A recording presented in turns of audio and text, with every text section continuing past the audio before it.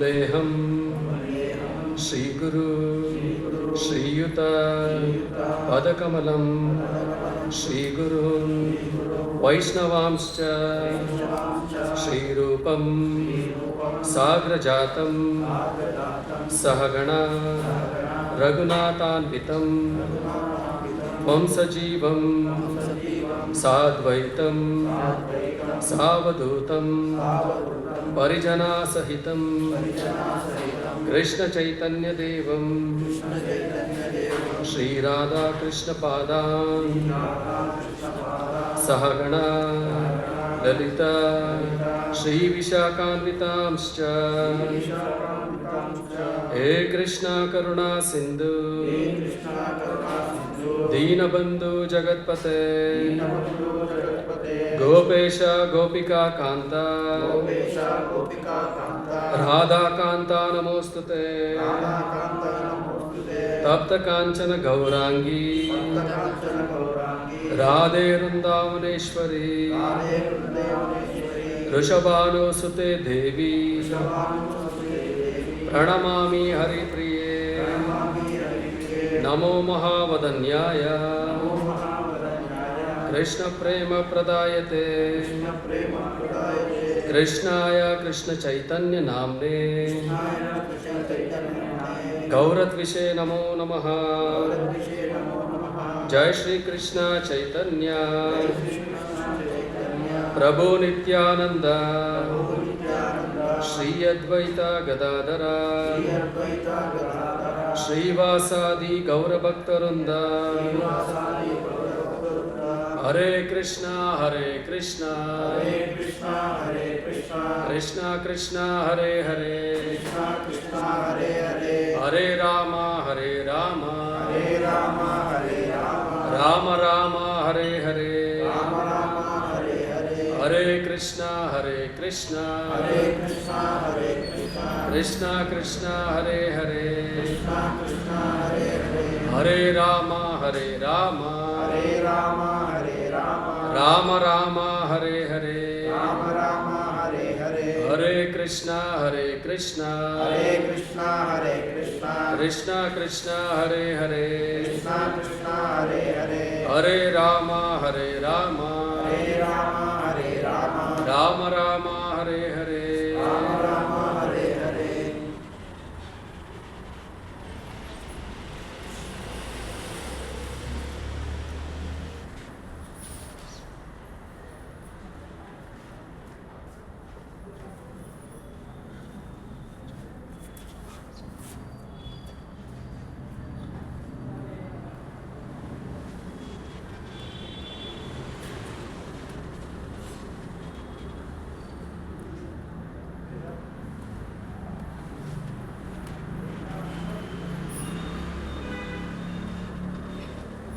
ಹರೇ ಕೃಷ್ಣ.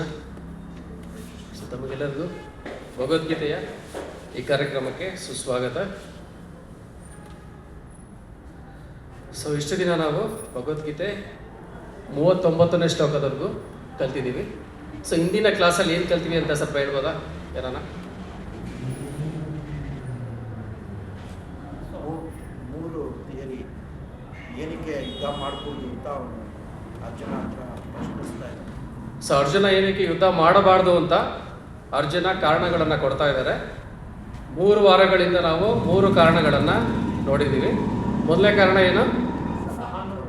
ಸಹಾನುಭೂತಿ ಅಥವಾ ಅನುಕಂಪ. ಅನುಕಂಪದಿಂದ ಬೇರೆಯವ್ರ ಮೇಲೆ ಅಥವಾ ವೈರಿಗಳ ಮೇಲಿನ ಅನುಕಂಪದಿಂದ ನಾನು ಯುದ್ಧ ಮಾಡಲ್ಲ ಅಂತ ಹೇಳಿದ್ರು. ಎರಡನೇದು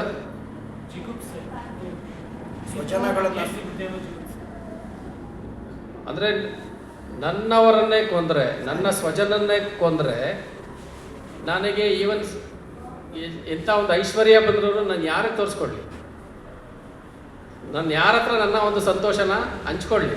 ನನಗೆ ರಾಜ್ಯ ಬರ್ಬೋದು, ಎಲ್ಲ ಬರ್ಬೋದು. ನನ್ನವರೇ ಇಲ್ಲ ಅಂದಮೇಲೆ ನಾನು ಯಾರ ಹತ್ರ ಹಂಚ್ಕೊಳ್ಳಿ.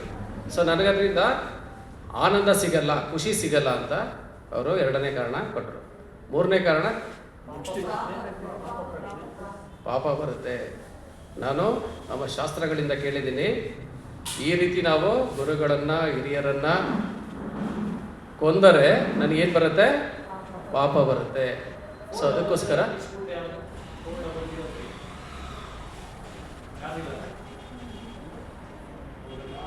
ಅದಕ್ಕೋಸ್ಕರ ನಾನು ಯುದ್ಧ ಮಾಡಲ್ಲ ಅಂತ ಇಂದಿನ ಒಂದು ಕ್ಲಾಸಲ್ಲಿ ನಾವು ತಿಳ್ಕೊಳ್ಳೋಣ. ಬೇರೆ ಏನಾದರೂ ಪಾಯಿಂಟ್ಸ್ ನೆನಪಿದೆಯಾ ಇಂದಿನ ಕ್ಲಾಸ್ದು? ನೆಕ್ಸ್ಟ್ ಜನ್ರೇಷನ್ಗೆ ಏನು ಸಿಗುತ್ತೆ, ಅವ್ರನ್ನೆಲ್ಲ ಸಾಯಿಸಿದ್ರೆ ಲೆಸನ್ ಅಂತೆಲ್ಲ ಯಾರಿಗೆ ಸಿಗುತ್ತೆ? ಅದು ಈ ವಾರ ನೋಡೋಣ. ಅದು ಈ ವಾರನೇ ಬರುತ್ತೆ. ಅದಕ್ಕೆ ನಾವು ಅರ್ಥ ಮಾಡ್ಕೊಳ್ಬೇಕಾದ್ರೆ ನಾವು ತಿಳ್ಕೊಂಡ್ವಲ್ಲ, ಯಾರು ಬೇರೆಯವ್ರಿಗೆ ವಿಷ ಹಾಕ್ತಾರೆ, ಮನೆಗೆ ಬೆಂಕಿ ಇಡ್ತಾರೆ, ಕಳ್ತನ ಮಾಡ್ತಾರೆ, ಬೇರೆಯವರ ಒಂದು ಸಂಪತ್ತನ್ನು ಲೂಟಿ ಮಾಡ್ತಾರೆ, ಅಥವಾ ಬೇರೆಯವರ ಪತ್ನಿನ ಅಪಹರಣ ಮಾಡ್ತಾರೆ, ಸೊ ಇಂಥವ್ರನ್ನ ಕೊಂದ್ರೂ ಸಹ ಪಾಪ ಬರಲ್ಲ ಅಂತ ಶಾಸ್ತ್ರದಲ್ಲೇ ಹೇಳಿದೆ. ಆದರೆ ಇಲ್ಲಿ ಅರ್ಜುನ ಅದಕ್ಕೆ ವಿರುದ್ಧವಾಗಿ ಮಾತಾಡ್ತಾ ಇದ್ದಾರೆ ಅಂತ ನಾವು ತಿಳ್ಕೊಂಡು, ಸೊ ಈ ದಿನ ನಾವು 4ನೇ ಒಂದು ಕಾರಣನ ತಿಳ್ಕೊಳ್ಳೋಣ. ಅಂದರೆ ನಾನು ಏನಕ್ಕೆ ಯುದ್ಧ ಮಾಡಲ್ಲ ಅಂತ ಇವಾಗ ಅರ್ಜುನ 4ನೇ ಕಾರಣ ಕೊಡ್ತಾ ಇದ್ದಾರೆ. ಏನು ಕಾರಣ ಅದು? ಯುದ್ಧ ಮಾಡೋದ್ರಿಂದ ಏನಾಗುತ್ತೆ? ಪರಂಪರೆನೇ ಕುಲಕ್ಷಯ ಆಗುತ್ತೆ, ಪರಂಪರೆನೇ ನಾಶ ಆಗುತ್ತೆ, ನಮ್ಮ ಕುಟುಂಬದ ಒಂದು ಸಂಪ್ರದಾಯ ಏನಿದೆ ಅದು ನಾಶ ಆಗುತ್ತೆ. ಸೊ ಅದು ಯಾವ ರೀತಿ ಅರ್ಜುನ ಹೇಳ್ತಾರೆ ಅನ್ನೋದನ್ನು ಈ ದಿನ ನಾವು ತಿಳ್ಕೊಳ್ಳೋಣ, ಶ್ಲೋಕಗಳ ಮೂಲಕ ತಿಳ್ಕೊಳ್ಳೋಣ. ಸೊ ಶ್ಲೋಕ ಭಗವದ್ಗೀತಾ ಅಧ್ಯಾಯ 1 ಕುರುಕ್ಷೇತ್ರ ರಣರಂಗದಲ್ಲಿ ಸೇನಾವಲೋಕನ, ಶ್ಲೋಕ 40ರಿಂದ ಶುರು ಮಾಡೋಣ. 40ರಿಂದ 46 ಇಷ್ಟನ್ನ ನಾವು ಕಂಪ್ಲೀಟ್ ಮಾಡಿದ್ರೆ ಮೊದಲನೇ ಅಧ್ಯಾಯ ಕಂಪ್ಲೀಟ್ ಆಗುತ್ತೆ. ಸೊ 40ನೇ ಶ್ಲೋಕ ದಯವಿಟ್ಟು ಎಲ್ಲರೂ ಇದನ್ನು ರಿಪೀಟ್ ಮಾಡಿ. ಅಧರ್ಮಾಭಿವಾತ್ ಕೃಷ್ಣ ಅಧರ್ಮಾಭಿಭವಾತ್ ಕೃಷ್ಣ ಪ್ರದುಷ್ಯಂತಿ ಕುಲಸ್ತ್ರೀಯಃ. ಐ ಥಿಂಕ್ 39ರಿಂದ ಮಾಡೋಣ. ಸಾರಿ 39ರಿಂದ ಮಾಡೋಣ. ಶ್ಲೋಕ 39. ಕುಲಕ್ಷಯೇ ಪ್ರಣಶ್ಯಂತಿ ಕುಲಕ್ಷಯೇ ಪ್ರಣಶ್ಯಂತಿ ಕುಲಧರ್ಮ ಸನಾತನಃ ಕುಲಧರ್ಮ ಸನಾತನಃ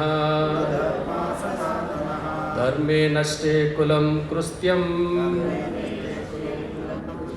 ಧರ್ಮೇ ನಷ್ಟೇ ಕುಲಂ ಕೃತ್ಯಂ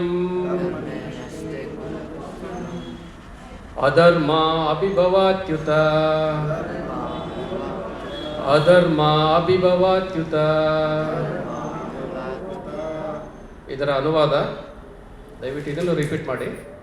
ಕುಲಕ್ಷಯವಾದರೆ ಸನಾತನವಾದ ಕುಲಧರ್ಮವು ನಾಶವಾಗುತ್ತದೆ. ಧರ್ಮವು ನಷ್ಟವಾದರೆ ಕುಟುಂಬದಲ್ಲಿ ಉಳಿದ ಭಾಗವು ಅಧರ್ಮದ ವಶವಾಗುತ್ತದೆ. ಸೊ ಇಲ್ಲಿ ಅರ್ಜುನ ಏನು ಹೇಳ್ತಾ ಇದ್ದಾರೆ? ನಾನೇನಾದರೂ ಯುದ್ಧ ಮಾಡಿ ನನ್ನ ಕುಲವನ್ನೇ ನಾನು ನಾಶ ಮಾಡಿದ್ರೆ, ಕುಲಕ್ಷಯ ಆದರೆ ಏನಾಗುತ್ತೆ? ಸನಾತನವಾಗಿರುವಂತಹ ಕುಲಧರ್ಮ ನಾಶ ಆಗುತ್ತೆ. ಆಮೇಲೆ ಧರ್ಮ ನಾಶ ಆದರೆ ಏನಾಗುತ್ತೆ? ನಮ್ಮ ಒಂದು ಕುಲದಲ್ಲಿ ಇರುವಂತಹ ಉಳಿದ ಜನಗಳು ಸಹ ಏನು ಮಾಡ್ತಾರೆ? ಅಧರ್ಮಕ್ಕೆ ವಶ ಆಗ್ತಾರೆ ಅಂತ ಇಲ್ಲಿ ಅರ್ಜುನ ಹೇಳ್ತಾ ಇದ್ದಾರೆ.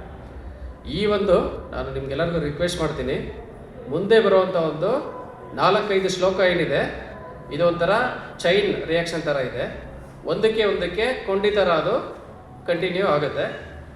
ಸ್ವಲ್ಪ ಸೀರಿಯಸ್ ಆಗೂ ಇರುತ್ತೆ, ಯಾಕೆಂದರೆ ಇದು ಸೀರಿಯಸ್ ಟಾಪಿಕ್ಕೇ. ಇದು ಅರ್ಜುನ ಹೇಳ್ತಾ ಇರೋವಂಥ ಒಂದು ರೀಸನ್ ಏನಿದೆ, ಈ ಒಂದು ರೀಸನ್ನು ತುಂಬ ನಮಗೂ ಈಗ ರಿಲೆವೆಂಟ್ ಆಗಿರೋವಂಥದ್ದು, ಆಮೇಲೆ ತುಂಬ ಸೀರಿಯಸ್ ಆಗಿರೋವಂಥ ಟಾಪಿಕ್ ಇದು. ಅಷ್ಟೊಂದು ಸೀರಿಯಸ್ ಆಗಿರೋದ್ರಿಂದ ಇಲ್ಲಿ ಅರ್ಜುನ ಗಂಭೀರವಾದಂಥ ಒಂದು ವಿಷಯನ ಇಲ್ಲಿ ಅವರು ಹೇಳ್ತಾ ಇದ್ದಾರೆ. ಸೊ ಕುಲಕ್ಷಯ ನಾಶ ಆದರೆ ಸನಾತನವಾದಂತಹ ಕುಲಧರ್ಮ ನಾಶ ಆಗುತ್ತೆ. ಅಂದರೆ ನಮ್ಮೆಲ್ಲರ ಧರ್ಮ ಯಾವುದು? ಸನಾತನ ಧರ್ಮ. ಸನಾತನ ಧರ್ಮದ ಮೂಲ ತಳಹದಿ ಏನು? 4 ವರ್ಣಗಳು, 4 ಆಶ್ರಮಗಳು. ಹೌದು ತಾನೆ? ತಾವೆಲ್ಲರೂ ಕೇಳಿರ್ತೀರ ಇದನ್ನು. ನಮ್ಮ ಸನಾತನ ಧರ್ಮದ ಮೂಲ ತಳಹದಿ ಏನು? 4 ವರ್ಣಗಳು, 4 ಆಶ್ರಮಗಳು. ನೀವು 4 ಆಶ್ರಮಗಳ ಬಗ್ಗೆ ಆಲ್ರೆಡಿ ತಿಳ್ಕೊಂಡಿರ್ತೀರ. ಸ್ಕೂಲಿಂದ ನಾವು ಅದನ್ನು ಕಲ್ತ್ಕೊಂಡು ಬಂದಿದ್ದೀವಿ. ಏನೇನು? ಬ್ರಹ್ಮಚರ್ಯ, ಗೃಹಸ್ಥ, ವಾನಪ್ರಸ್ಥ, ಸನ್ಯಾಸ. ಸೊ ಬ್ರಹ್ಮಚರ್ಯ ಅಂದರೆ ಏನು? ನಾನು ಹುಟ್ಟಿನಿಂದ ಯೌವನಕ್ಕೆ ಬರೋವರೆಗೂ ಅಥವಾ ನನ್ನ ವಿದ್ಯಾಭ್ಯಾಸವನ್ನು ಮುಗಿಸೋವರೆಗೂ ಬ್ರಹ್ಮಚರ್ಯ ಅವಸ್ಥೆ. ಸೊ ಇಲ್ಲಿ ನೀವು ವರ್ಣಕ್ಕೆ ನಾನೇನಾದರೂ ಲಿಂಕ್ ಮಾಡ್ತೀನಿ ಅಂದರೆ, ಈ ಒಂದು ಅವಸ್ಥೆಯಲ್ಲಿ ಅಲ್ಲಿ ಯಾವುದೇ ವರ್ಣ ಇಲ್ಲ. ಹುಟ್ಟಿದ ಮಗುಗೆ ಯಾವುದೇ ವರ್ಣ ಇಲ್ಲ. ಅದಕ್ಕೆ ನಾನು ಅವರು, ನಾನು ಇವರು, ನಾನು ಈ ಥರನೇ ಆಗಬೇಕು ಅನ್ನೋದೇನೂ ಇರೋಲ್ಲ. ಅದು ಪ್ಲೇನ್ ಸ್ಲೇಟ್, ಖಾಲಿ ಹಾಳೆ ಥರ ಇರುತ್ತೆ ಮಗು. ಆ ಮಗುಗೆ ನಾವೇನು ಕೊಡಬೇಕು? ನಿಜವಾದ ಸಂಸ್ಕಾರ ಕೊಡಬೇಕು. ಸನಾತನ ಧರ್ಮದ ಪ್ರಕಾರ ಸಂಸ್ಕಾರ ಕೊಡಬೇಕು ಮತ್ತು ಅದಕ್ಕೆ ವಿದ್ಯಾಭ್ಯಾಸನ ಕೊಡಬೇಕು. ಎಜುಕೇಷನ್, ಜ್ಞಾನವನ್ನು ಆ ಒಂದು ಮಗುಗೆ ಕೊಡಬೇಕು. ಆ ಮಗು ಯೌವನಕ್ಕೆ ಬರೋವರೆಗೂ ಅಂದರೆ ಆಲ್ಮೋಸ್ಟ್ 20 ವರ್ಷ ಅಥವಾ 25 ವರ್ಷವರೆಗೂ ಏನು ಮಾಡುತ್ತೆ? ಗುರುಕುಲದಲ್ಲಿ ನಮ್ಮ ಸನಾತನ ಧರ್ಮದ ಶಿಕ್ಷಣ ಪದ್ಧತಿಯನ್ನು ಅದು ಕಲ್ತ್ಕೊಳ್ಳುತ್ತೆ. ಅದು ಬ್ರಹ್ಮಚರ್ಯ ಅವಸ್ಥೆ. ಅಲ್ಲಿ ನಾನು ಶ್ರೀಮಂತ, ಬಡವ, ಉತ್ತಮ ಕುಲದಲ್ಲಿರೋನು, ನೀಚ ಕುಲದಲ್ಲಿರೋನು ಯಾವುದೇ ಭೇದ ಭಾವ ಇಲ್ದಿರ ಎಲ್ಲರೂ ಸಮಾನವಾಗಿ ಶಾಲೆಯಲ್ಲಿ ಅಥವಾ ಗುರುಕುಲದಲ್ಲಿ ವಿದ್ಯಾಭ್ಯಾಸವನ್ನು ಸಮಾನವಾಗಿ ಕಲಿತಾರೆ. ಆಯಿತಾ? ಅದಾದಮೇಲೆ ಪ್ರತಿಯೊಬ್ಬರಿಗೂ ಎಲ್ಲ ಜ್ಞಾನವನ್ನು ಆ ಒಂದು ಮಗುವಿಗೆ ಕೊಟ್ಟ ನಂತರ ಅವರಿಗೆ ಚಾಯ್ಸ್ ಇರುತ್ತೆ. ನೆಕ್ಸ್ಟ್ ಅವಸ್ಥೆ ಏನು? ಗೃಹಸ್ಥಾಶ್ರಮ. ಅವರು ಗೃಹಸ್ಥಾಶ್ರಮವನ್ನು ಸ್ವೀಕಾರ ಮಾಡ್ಬೋದು. ಇಲ್ಲ ಅಂದರೆ ಇನ್ನೂ ಒಂದು ಚಾಯ್ಸ್ ಇದೆ. ಇದಕ್ಕಿಂತ ಸ್ವಲ್ಪ ತುಂಬಾ ಅಡ್ವಾನ್ಸ್ಡ್ ಆಗಿರೋವಂಥ ಸೋಲು ಇರ್ಬೋದು. ಇವರು ವೆರಿ ರೇರು. ನಾನು ಹೇಳ್ತಾ ಇರೋದು ಕೇಸು. ಇಂದಿನ ಜನ್ಮದಲ್ಲೇ ಅನೇಕ ಈ ಒಂದು ಭಕ್ತಿ ಸೇವೆಯನ್ನು, ಪುಣ್ಯವನ್ನು ಸಂಪಾದನೆ ಮಾಡಿರ್ಬೋದು. ಅದು ಈಗ ಕಂಟಿನ್ಯೂ ಆಗ್ತಾ ಇರ್ಬೋದು. ಅಂಥವ್ರು ಏನು ಮಾಡ್ತಾರೆ?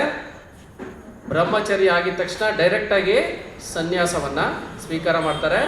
ನಾನು ಸಂಸಾರ ಎನ್ನುವಂಥ ಒಂದು ಸಾಗರಕ್ಕೆ ನಾನು ಧುಮುಕಲ್ಲ. ನನಗೆ ಇಡೀ ಪ್ರಪಂಚನೇ ಸಂಸಾರ. ನನ್ನ ಸಂಸಾರ ನನ್ನ ಮನೆಗೆ ಸೀಮಿತ ಆಗಲ್ಲ. ನನ್ನ ಸಂಸಾರ ಏನು? ಇಡೀ ಪ್ರಪಂಚ ನನ್ನ ಸಂಸಾರ. ನನ್ನ ಒಂದು ನಂಬಿಕೆ ಏನು? ಇಡೀ ಪ್ರಪಂಚ ವಸುದೈವ ಕುಟುಂಬಕಂ. ಇಡೀ ಪ್ರಪಂಚದಲ್ಲಿರೋರೆಲ್ಲರೂ ಭಗವಂತನ ಕುಟುಂಬದವರು. ನಾವೆಲ್ಲರೂ ಭಗವಂತನ ಮಕ್ಕಳು. ಇಡೀ ಸಂಸಾರದ ಒಂದು ಏಳಿಗೆಗಾಗಿ ನಾನೇನು ಮಾಡ್ತೀನಿ? ನನ್ನ ಜೀವನವನ್ನೇ ಮುಡುಪಾಗಿಡ್ತೀನಿ ಅಂತ ಅವ್ರೇನು ಮಾಡ್ತಾರೆ? ಸನ್ಯಾಸತ್ವವನ್ನು ತಗೊಳ್ತಾರೆ. ಅದು ಒಂದು ಕ್ಯಾಟಗರಿ, ವೆರಿ ರೇರ್ ಕ್ಯಾಟಗರಿ. ಸಾಮಾನ್ಯವಾಗಿ ಎಲ್ಲರೂ ಏನು ಮಾಡ್ತಾರೆ? ಗೃಹಸ್ಥಾಶ್ರಮವನ್ನು ಸ್ವೀಕಾರ ಮಾಡ್ತೀವಿ. ಸೊ ಯಾವಾಗ ನಾವು ಗೃಹಸ್ಥಾಶ್ರಮವನ್ನು ಸ್ವೀಕಾರ ಮಾಡ್ತೀವಿ, ಅಲ್ಲಿ ನಮಗೆ ಏನು ಬರುತ್ತೆ? ಒಂದು ಕರ್ತವ್ಯ, ಡ್ಯೂಟಿ ಅನ್ನೋದು ನಮಗೆ ಬರುತ್ತೆ. ಹೌದು ತಾನೆ? ನಮಗೆ ಆ್ಯಕ್ಚುಲಿ ಬಾಲ್ಯದಲ್ಲಿರ್ಬೇಕಾದ್ರೆ ನಮ್ಗೆ ಯಾವ ಡ್ಯೂಟಿ ಇಲ್ಲ, ಕಲಿಬೇಕಷ್ಟೇ. ಅಲ್ಲಿ ನಾವು ಇಷ್ಟ ಬಂದಂಗೆ ಇರ್ತೀವಿ. ನನಗೆ ಸಂಪಾದನೆ ಮಾಡಬೇಕು, ನಾನು ನನ್ನ ಮನೇನ ನಡೆಸಬೇಕು, ನನ್ನ ಆಹಾರವನ್ನು ನಾನು ದುಡಿದು ಸಂಪಾದನೆ ಮಾಡಬೇಕು ಅನ್ನೋವಂಥ ಯಾವುದೇ ಒಂದು ಬಾಬತ್ತು ಅವರಿಗೆ ಇರಲ್ಲ. ಅವರ ಒಂದು ಗೋಲ್ ಏನಾಗಿರುತ್ತೆ? ಜ್ಞಾನ ಸಂಪಾದನೆ ಆಗಿರುತ್ತೆ. ಅದಾದಮೇಲೆ ಏನಕ್ಕಾಗುತ್ತೆ? ನೆಕ್ಸ್ಟು ಗೃಹಸ್ಥಾಶ್ರಮಕ್ಕೆ ಬರ್ತಾರೆ. ಗೃಹಸ್ಥಾಶ್ರಮ ಅಂದರೆ ಜವಾಬ್ದಾರಿ, ರೆಸ್ಪಾನ್ಸಿಬಿಲಿಟಿ. ಗೃಹಸ್ಥಾಶ್ರಮ ಅಂದ್ರೇ ರೆಸ್ಪಾನ್ಸಿಬಿಲಿಟಿ ಅಂದರೆ ನನ್ನ ಕುಟುಂಬವನ್ನು ನೋಡ್ಕೊಳ್ಳೋವಂಥ ಒಂದು ರೆಸ್ಪಾನ್ಸಿಬಿಲಿಟಿ. ಅದಾದಮೇಲೆ ಮಕ್ಕಳನ್ನು ನೋಡ್ಕೊಳ್ಳೋವಂಥ ಒಂದು ರೆಸ್ಪಾನ್ಸಿಬಿಲಿಟಿ. ಅಲ್ಲಿ ಮಕ್ಕಳನ್ನು ನೋಡ್ಕೊಳ್ಳೋದು ಅಂದರೆ ಅವರಿಗೆ ಊಟ ತಿಂಡಿ ಕೊಡೋದಷ್ಟೇ ಅಲ್ಲ. ನೀವು ನಮ್ಮ ಸನಾತನ ಧರ್ಮದ ಪ್ರಕಾರ ಹೋದರೆ ಆ ಒಂದು ವ್ಯಕ್ತಿ ಏನಾಗಿದ್ದಾರೆ, ಈಗ ತಂದೆ ತಾಯಿ ಆಗುವಂಥವರು ಸಹ ಸಂಪೂರ್ಣವಾಗಿ ಜ್ಞಾನವನ್ನು ಪಡ್ಕೊಂಡಿದ್ದಾರೆ. ಆಮೇಲೆ ಅವ್ರು ಡಿಸೈಡ್ ಮಾಡಿದ್ದಾರೆ ನಾನು ಗೃಹಸ್ಥಾಶ್ರಮಕ್ಕೆ ಬರ್ತೀನಿ ಅಂತ. ಅಂದರೆ ಈ ಒಂದು ಕುಲದ ಧರ್ಮವನ್ನು ಅವರು ತಿಳ್ಕೊಂಡಿದ್ದಾರೆ, ಪ್ರಾಕ್ಟೀಸ್ ಮಾಡ್ತಾ ಇದ್ದಾರೆ. ಅವರು ತಂದೆ ತಾಯಿ ಆಗ್ತಾ ಇದ್ದಾರೆ. ಅವರ ಮಕ್ಕಳಿಗೆ ಅದನ್ನ ಏನು ಮಾಡ್ಬೇಕೀಗ, ಅವರು ಏನು ಕಲ್ತಿದ್ದಾರೆ ಆ ಒಂದು ಜ್ಞಾನ ಅವರಿಗೆ ಪ್ರಾಪ್ತಿಯಾಗೋ ಥರ ಎಲ್ಲ ರೀತಿಯಾದಂಥ ಒಂದು ವ್ಯವಸ್ಥೆಯನ್ನು ತಂದೆ ತಾಯಿಗಳು ಮಾಡಬೇಕು. ಮಾಡಿ ಅವರನ್ನು ನೋಡಿಕೊಂಡು ಅವರನ್ನು ಮುಂದಕ್ಕೆ ತರಬೇಕು. ಯಾವಾಗ ಅವರು ದೊಡ್ಡವರಾಗ್ತಾರೆ, ನೆಕ್ಸ್ಟ್ ನನ್ನ ಒಂದು ಅವಸ್ಥೆ ಏನು, ಮೂರನೇದು ವಾನಪ್ರಸ್ಥ. ವಾನಪ್ರಸ್ಥ ಅಂದ್ರೆ ಏನು? ರಿಟೈರಿಂಗ್. ನಾನು ನನ್ನ ಜೀವನ ಪರ್ಯಂತ ನಾನು ಜವಾಬ್ದಾರಿನ ನನ್ನ ತಲೆ ಮೇಲೆ ಹೊತ್ಕೊಂಡಿರೋದಕ್ಕಾಗಲ್ಲ, ಹೌದು ತಾನೆ? ಇಡೀ ಜೀವನ ಪರ್ಯಂತ ನಾನು ನನ್ನ ಜವಾಬ್ದಾರಿನ ತಲೆ ಮೇಲೆ ಇಟ್ಕೊಂಡೆ ನಾನು ಬದುಕ್ಬಿಡ್ಲ? ಆ ಥರ ವ್ಯವಸ್ಥೆ ಇಲ್ಲಿಲ್ಲ. ಏನು ಮಾಡಬೇಕು, ನಾನು ರಿಟೈರ್ ಆಗಬೇಕು. ನನ್ನ ಮಕ್ಕಳಿಗೆ ಅದನ್ನು ಆ ಜವಾಬ್ದಾರಿಯನ್ನು, ಕುಟುಂಬದ ಜವಾಬ್ದಾರಿಯನ್ನು ಕೊಟ್ಟು ನಾನೇನಾಗ್ತೇನೆ, ರಿಟೈರ್ ಆಗ್ತೀನಿ. ಒಂದೊಂದೇ ನಾನು ಬಿಡ್ತಾ ಹೋಗ್ತೀನಿ. ನಾನು ಏನೆಲ್ಲ ಜವಾಬ್ದಾರಿಗಳನ್ನು ನಾನು ತಗೊಂಡಿದ್ದೆ, ಗೃಹಸ್ಥಾಶ್ರಮ ತಗೊಂಡಾಗ ವಾಲಂಟಿಯರಾಗಿ ನಾನೇನು ತಗೊಂಡೆ, ಅದನ್ನೆಲ್ಲ ನಾನೇನು ಮಾಡ್ತೀನಿ, ಬಿಡ್ತಾ ಹೋಗ್ತೀನಿ. ಕೊನೆಯಲ್ಲಿ ಏನು ಬರುತ್ತೆ, ಸನ್ಯಾಸ ಆಶ್ರಮ. ಆ ಒಂದು ಅವಸ್ಥೆಯಲ್ಲಿ ನಾನೇನು ಮಾಡ್ತೀನಿ, ನನ್ನನ್ನು ಸಂಪೂರ್ಣವಾಗಿ ಡೆಡಿಕೇಟ್ ಮಾಡ್ತೀನಿ ನನ್ನ ಆತ್ಮ ಸಾಕ್ಷಾತ್ಕಾರಕ್ಕೋಸ್ಕರ, ಭಗವಂತನ ಒಂದು ಸಾಕ್ಷಾತ್ಕಾರ ಮಾಡೋದಕ್ಕೋಸ್ಕರ. ಕಡೆಗೆ ನಮ್ಮ ಜೀವನದಲ್ಲಿರುವಂಥ ಅಲ್ಟಿಮೇಟ್ ಆಗಿರೋ ಒಂದು ಪರೀಕ್ಷೆ ಏನಿದೆ, ನಮ್ಮ ದೇಹವನ್ನೇ ತ್ಯಾಗ ಮಾಡಬೇಕು. ಆ ಒಂದು ಪರೀಕ್ಷೆಯಲ್ಲಿ ನಾನು ಪಾಸ್ ಆಗೋದಕ್ಕೋಸ್ಕರ ನಾನೇನು ಮಾಡ್ತೀನಿ, ಸಂಪೂರ್ಣವಾಗಿ ಪ್ರಿಪೇರ್ ಆಗ್ತೀನಿ. ಆಮೇಲೆ ಬಿಟ್ಟು ಭಗವಂತನ ಒಂದು ಧಾಮವನ್ನು ಸೇರ್ತೀನಿ. ಇದು ನಮ್ಮ ಸನಾತನ ಧರ್ಮ. ಇಲ್ಲಿ ಜಾತಿ ಪದ್ಧತಿ ಅನ್ನೋ ಕಾನ್ಸೆಪ್ಟೇ ಇಲ್ಲ. ನಮ್ಮ ಸನಾತನ ಧರ್ಮ ಬಂದ್ಬಿಟ್ಟು ಆಲ್ ಇನ್ಕ್ಲೂಸಿವ್. ಇಲ್ಲಿ ಈ ದೇಶ ಆ ದೇಶ ಅನ್ನೋದು ಇಲ್ಲ. ಎಲ್ಲರೂ ಜೀವಾತ್ಮರೇ, ಬರೀ ಮನುಷ್ಯರಷ್ಟೇ ಅಲ್ಲ, ಎಲ್ಲ ಪ್ರಾಣಿಗಳು, ಮರಗಳು, ಗಿಡಗಳು ಎಲ್ಲರೂ ಜೀವಾತ್ಮರೇ, ಎಲ್ಲರೂ ಭಗವಂತನ ಮಕ್ಕಳೇ. ಎಲ್ಲರ ಒಂದು ಉದ್ದೇಶ ಏನು, ಆತ್ಮ ಸಾಕ್ಷಾತ್ಕಾರ ಮಾಡ್ಕೊಳ್ಳೋದೇ ಜೀವನದ ಉದ್ದೇಶ. ಅದಕ್ಕೋಸ್ಕರ ನಾನೇನು ಮಾಡ್ತೀನಿ, ಈ ರೀತಿ ಸನಾತನ ಧರ್ಮದಲ್ಲಿ ವ್ಯವಸ್ಥೆ ಅನ್ನೋದಿದೆ. ಅದನ್ನು ನಾನು ನಮ್ಮ ಹಿರಿಯರು ನಮಗೆ ಯಾವ ರೀತಿ ಹೇಳ್ಕೊಡ್ತಾರೋ ಆ ರೀತಿ ನಾನು ಕಲಿತೀನಿ. ಆಮೇಲೆ ನಾನು ನನ್ನ ಮಕ್ಕಳಿಗೆ ಹೇಳ್ಕೊಡ್ತೀನಿ, ಅವರು ಅವರ ಮಕ್ಕಳಿಗೆ ಹೇಳ್ಕೊಡ್ತಾರೆ. ಈ ರೀತಿ ಈ ಒಂದು ಪರಂಪರೆ ಅನ್ನೋದು ಸಾವಿರಾರು ಲಕ್ಷಾಂತರ ವರ್ಷಗಳಿಂದ ನಡ್ಕೊಂಡು ಬರ್ತಾನೆ ಇದೆ. ಸೊ ಅದೇ ನಮ್ಮ ಸನಾತನ ಧರ್ಮ. ಪ್ರಭು, ಎರಡು ಪ್ಯಾರಲಲ್ ಆಗಿ ಬರ್ತಾ ಇದೆ, ವರ್ಣ ಆಮೇಲಿಂದ ಎಸ್. ಎಲ್ಲಿ ಮೀಟ್ ಆಗುತ್ತೆ ಅದು? ಯಾವಾಗ ನಾವು ಗೃಹಸ್ಥಾಶ್ರಮಕ್ಕೆ ತಗೊಳ್ತೀನಿ, ಆವಾಗ ನಾನು ನನ್ನ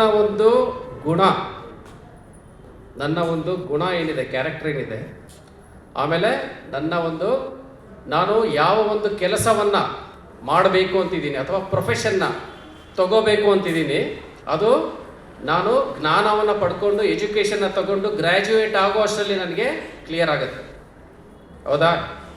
ಆವಾಗ ಕೆಲವರು ಬ್ರಾಹ್ಮಣ ಅಂದರೆ ಗುರುಗಳಾಗಿ ನಾನು ಏನೊಂದು ವಿದ್ಯೆನ ಕಲ್ತಿದ್ದೀನಿ ಅದನ್ನು ನಾನೇನು ಮಾಡ್ತೀನಿ, ಎಲ್ಲರಿಗೂ ಆ ಒಂದು ಜ್ಞಾನವನ್ನು ದಾರೆ ಎಳಿತೀನಿ. ನಾನು ಅದನ್ನು ಸೇಲ್ ಮಾಡೋ ಕೆಲಸಕ್ಕೆ ಹೋಗಲ್ಲ. ನಾನು ಗುರುಗಳಾಗಿ ನಿಂತ್ಕೊಂಡು ಇಡೀ ಸಮಾಜಕ್ಕೆ ನಾನು ಮಾರ್ಗದರ್ಶನವನ್ನು ಕೊಡ್ತೀನಿ, ಯಾವ ದಾರಿನಲ್ಲಿ ಹೋಗಬೇಕು ಅಂತ ಹೇಳ್ತೀನಿ. ಆಮೇಲೆ ಏನು ಕಲ್ತಿದ್ದೀನಿ ಒಂದು ಜ್ಞಾನನ ಎಲ್ಲರಿಗೂ ನಾನು ಹೇಳ್ಕೊಡ್ತೀನಿ. ಅದರಿಂದ ನನಗೆ ಗುರುದಕ್ಷಿಣೆಯಾಗಿ ಏನು ಸಿಗುತ್ತೋ ಅದರಿಂದ ನಾನು ಜೀವನ ಮಾಡ್ತೀನಿ. ಇದು ಯಾರಿಗೆ ಇಷ್ಟ ಆಗುತ್ತೋ ಅವರು ಏನು ಮಾಡ್ತಾರೆ, ಬ್ರಾಹ್ಮಣ ವರ್ಣಕ್ಕೆ ಬರ್ತಾರೆ. ಇನ್ನೂ ಕೆಲವರು ಅವರ ಒಂದು ಫಿಸಿಕಲ್ ಫೀಚರ್ ಏನಾಗಿರುತ್ತೆ, ಕ್ಷತ್ರಿಯ ಫೀಚರ್ ಆಗಿರುತ್ತೆ. ಕುಲಾನೂ ಅದೇ ಆಗಿರ್ಬೋದು, ಗೊತ್ತಿಲ್ಲ ನಮಗೆ. ಅದು ಆಗಿರ್ಬೋದು, ಆಗದೇನೂ ಇರ್ಬೋದು, ಅದನ್ನು ನಾವು ಇಲ್ಲಿ ಲೆಕ್ಕಕ್ಕೆ ಬರಲ್ಲ. ಸೊ ಅವರ ಒಂದು ಇದನ್ನಾಗಬಾರ್ದು, ನಾನು ಒಬ್ಬ ಕ್ಷತ್ರಿಯನಾಗಿ ಇಡೀ ಒಂದು ಸಮಾಜದ ಒಂದು ಅಡ್ಮಿನಿಸ್ಟ್ರೇಷನ್ ಏನಿದೆ, ಆಡಳಿತ ಏನಿದೆ, ಅದನ್ನು ನಾನು ನೋಡ್ಕೋಬೇಕು. ಇದನ್ನೆಲ್ಲ ಎಲ್ಲರನ್ನೂ ನಾನು ನೋಡ್ಕೋಬೇಕು. ಸೊ ಇಂಥ ಒಂದು ಎಲ್ಲರಿಗೂ ನಾನು ರಕ್ಷಣೆಯನ್ನು ಕೊಡಬೇಕು. ಇಂಥ ಒಂದು ಗುಣ ಯಾರಿಗಿರುತ್ತೆ, ಅಂಥ ಒಂದು ಪ್ರೊಫೆಷನ್ನ ಯಾರು ತಗೊಳ್ತಾರೆ ಅವರು ಏನಾಗ್ತಾರೆ, ಕ್ಷತ್ರಿಯರ ವರ್ಣಕ್ಕೆ ಬರ್ತಾರೆ. ಮೂರನೇದು, ನಾನು ಏನು ಮಾಡಬೇಕು, ವ್ಯಾಪಾರ ಮಾಡಬೇಕು, ವ್ಯವಸಾಯ ಮಾಡಬೇಕು, ವ್ಯಾಪಾರ ಮಾಡಬೇಕು. ವ್ಯಾಪಾರ ಮಾಡಿ ನಾನೇನು ಮಾಡ್ತೀನಿ, ಹಣವನ್ನು ಸಂಪಾದನೆ ಮಾಡಬೇಕು. ಸೊ ಇಂಥ ಪ್ರವೃತ್ತಿ ಯಾರಿಗಿರುತ್ತೆ ಅವರು ವೈಶ್ಯರು ಆಗ್ತಾರೆ. ನಾಲ್ಕನೇದು ಏನದು, ಶೂದ್ರ. ಶೂದ್ರ ಅಂದರೆ ನಾನು ಕೆಲಸವನ್ನು ಮಾಡಿ ಕೊಡ್ತೀನಿ. ಬೇರೆ ಯಾರೋ ಒಂದು ಪ್ರಾಜೆಕ್ಟ್ ಮಾಡ್ತಾ ಇರ್ಬೋದು ಅಥವಾ ಒಂದು ಕೆಲಸ ಮಾಡ್ತಾ ಇರ್ಬೋದು, ಅವರಿಗೆ ಬೇಕಾದಂಥ ಒಂದು ಶ್ರಮವನ್ನು ನಾನು ಮಾಡಿಕೊಡ್ತೀನಿ. ನನಗೆ ಅಷ್ಟೊಂದು ಆ್ಯಂಬಿಷನ್ಸ್ ಇಲ್ಲ, ನಾನೇ ಏನೋ ಒಂದು ನಡೆಸಬೇಕು ಅಂತನೋ ಇಲ್ಲ, ನಾನು ಇನ್ನೊಬ್ರಿಗೆ ಹೇಳ್ಕೊಡ್ಬೇಕು ಅಂತನೋ ಇಲ್ಲ, ನಾನೇ ಕೂತ್ಕೊಂಡು ಯಾವುದೋ ಒಂದು ದೊಡ್ಡ ಕಂಪ್ನಿನ ನಡೆಸಿ ನಾನು ಹಣವನ್ನು ಸಂಪಾದನೆ ಮಾಡಬೇಕು ಅನ್ನೋದು ನನಗಿಲ್ಲ. ನಾನೇನು ಮಾಡ್ತೀನಿ, ಯಾರೋ ಒಂದು ಕೆಲಸ ಕೊಟ್ಟರೆ ಅದನ್ನು ನಾನು ಮಾಡ್ತೀನಿ, ಅದಕ್ಕೆ ಬಂದಷ್ಟು ಹಣವನ್ನು ತಗೊಳ್ತೀನಿ, ನನ್ನ ಜೀವನವನ್ನು ನನ್ನ ಕುಟುಂಬವನ್ನು ನಾನು ನೋಡ್ಕೊತೀನಿ. ಅದು 4ನೇ ಕ್ಯಾಟಗರಿ. ಸೊ ಈ ರೀತಿ ಅದು ಆ್ಯಕ್ಚುಲಿ ಡಿಫೈನ್ ಆಗೋದು ನಾವು ಗೃಹಸ್ಥಾಶ್ರಮಕ್ಕೆ ಯಾವಾಗ ಬರ್ತೀವಲ್ಲ ಆವಾಗ ಈ 4 ವರ್ಣಗಳಾಗಿ ಡಿವೈಡು ಆಗುತ್ತೆ. ಸೊ ಈ ರೀತಿ 4 ಡಿವಿಷನ್ ಆಗುತ್ತೆ. ಆ್ಯಕ್ಚುಲಿ ನಮಗೆ ಮುಂದಿನ ಅಧ್ಯಾಯಗಳಲ್ಲಿ ಕೃಷ್ಣ ಇದನ್ನು ಇನ್ನೂ ಡೀಟೇಲ್ಡಾಗಿ ಹೇಳ್ತಾರೆ, ಈ ಒಂದು 4 ವರ್ಣಗಳು ಮತ್ತು 4 ಆಶ್ರಮಗಳ ಬಗ್ಗೆ. ಇಲ್ಲಿ ಸನಾತನ ಧರ್ಮ ಅಂತ ಇರೋದ್ರಿಂದ ಅದಕ್ಕೆ ಮೂಲ ಫೌಂಡೇಶನ್ ಅಂತ ಹೇಳ್ತಾರೆ, ಅದು ಇದೆ. ಇವೆರಡರ ಮೇಲೇನೆ ನಮ್ಮ ಸನಾತನ ಧರ್ಮ ಇರೋದು. ಸೊ ಈ ರೀತಿ ಅದು ಬರುತ್ತೆ. ಗೃಹಸ್ಥಾಶ್ರಮ ಆದಮೇಲೆ ರಿಟೈರಿಂಗು, ಅದು ನೀವು ಬ್ರಾಹ್ಮಣ ಆಗಿರಿ, ಕ್ಷತ್ರಿಯ ಆಗಿರಿ, ವೈಶ್ಯ ಆಗಿರಿ, ಶೂದ್ರ ಆಗಿರಿ, ರಿಟೈರ್ ಅಷ್ಟೇ. ಆ ಒಂದು ಜವಾಬ್ದಾರಿಯನ್ನು ಇನ್ನೊಬ್ಬರಿಗೆ ಕೊಡಬೇಕು, ನಾನು ರಿಟೈರ್ ಆಗಬೇಕು. ಅದಾದಮೇಲೆ ನಂತರದ ಒಂದು ಇದು ಸನ್ಯಾಸ.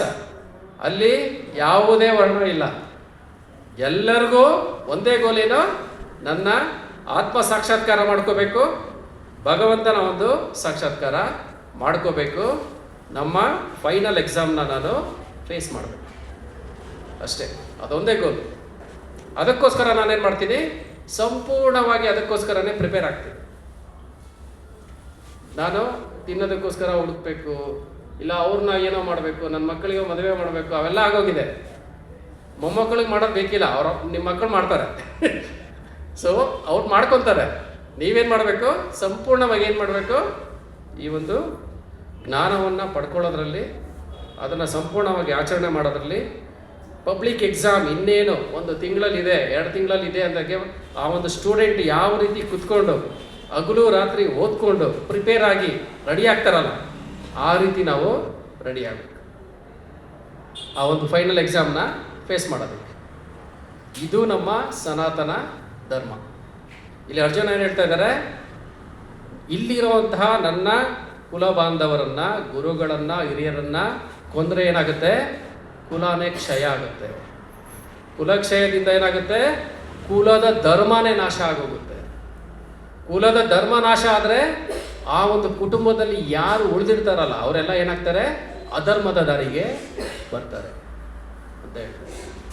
ಸೀರಿಯಸ್ ಆಗಿರೋ ಒಂದು ಏನೋ ರೀಸನ್ನ ಇಲ್ಲಿ ಅರ್ಜುನ ನಮಗೆ ಕೊಡ್ತಾ ಇದ್ದಾರೆ. ಸೊ ನೆಕ್ಸ್ಟ್ ಶ್ಲೋಕಕ್ಕೆ ಹೋಗೋಣ. ಶ್ಲೋಕ ನಂಬರ್ 40. ಇಲ್ಲಿ ಏನು ಹೇಳ್ತಾರೆ ನೋಡೋಣ. ನೆಕ್ಸ್ಟ್ ಇದು ಹೆಂಗೆ ಕಂಟಿನ್ಯೂ ಆಗುತ್ತೆ, ನೀವು ಇದನ್ನು ನೆನ್ಪಿಟ್ಕೊಳ್ಳಿಲ್ಲ ಅಂದರೆ ನೆಕ್ಸ್ಟ್ ನಿಮ್ಗೆ ಅರ್ಥ ಆಗಲ್ಲ. ಶ್ಲೋಕ 40. ಅಧರ್ಮಾಭಿಭಾತ್ ಕೃಷ್ಣ, ಅಧರ್ಮ ಅಭಿಭವಾತ್ ಕೃಷ್ಣ, ಪ್ರದುಷ್ಯಂತಿ ಕುಲಸ್ತ್ರೀಯಃ, ಸ್ತ್ರೀಷು ದುಷ್ಟ್ವಾಸು ವಾರ್ಷ್ಣೇಯ, ಸ್ತ್ರೀಷು ದುಷ್ಟ್ವಾಸು ವಾರ್ಷ್ಣೇಯ, ಜಾಯತೆ ವರ್ಣಸಂಕರಃ. ಅನುವಾದ. ಹೇ ಕೃಷ್ಣ, ಕುಟುಂಬದಲ್ಲಿ ಅಧರ್ಮವು ಪ್ರಧಾನವಾದಾಗ ಕುಲಸ್ತ್ರೀಯರು ನೀತಿಭ್ರಷ್ಟರಾಗಿ ಅನಿಷ್ಟ ಸಂತಾನ ಸೃಷ್ಟಿಯಾಗುತ್ತದೆ. ನೆಕ್ಸ್ಟು ಇಲ್ಲಿ ಅರ್ಜುನ ಏನು ಹೇಳ್ತಾ ಇದ್ದಾರೆ ನೋಡಿ. ಯಾವಾಗ ಕುಟುಂಬದಲ್ಲಿ ಉಳಿದಿರೋಂಥ ಜನಗಳು ಯಾರಿದ್ದಾರೆ ಅವರು ಅಧರ್ಮಕ್ಕೆ ವಶ ಆದರೆ, ನಮ್ಮ ಧರ್ಮವನ್ನು, ನಮ್ಮ ಸನಾತನ ಧರ್ಮವನ್ನು ಬಿಟ್ಟುಬಿಟ್ರೆ, ಅಧರ್ಮಕ್ಕೆ ವಶ ಆದರೆ ಏನಾಗುತ್ತೆ, ನಮ್ಮ ಜೀವನದಲ್ಲಿ ಅಧರ್ಮನೇ ಪ್ರಧಾನ ಆಗುತ್ತೆ. ಆಗ ನಮ್ಮ ಕುಲಸ್ತ್ರೀಯರೇನಾಗ್ತಾರೆ, ನೀತಿಭ್ರಷ್ಟ ಆಗ್ತಾರೆ, ಕಡೆಗೆ ಅನಿಷ್ಟ ಸಂತಾನ ಸೃಷ್ಟಿಯಾಗುತ್ತೆ.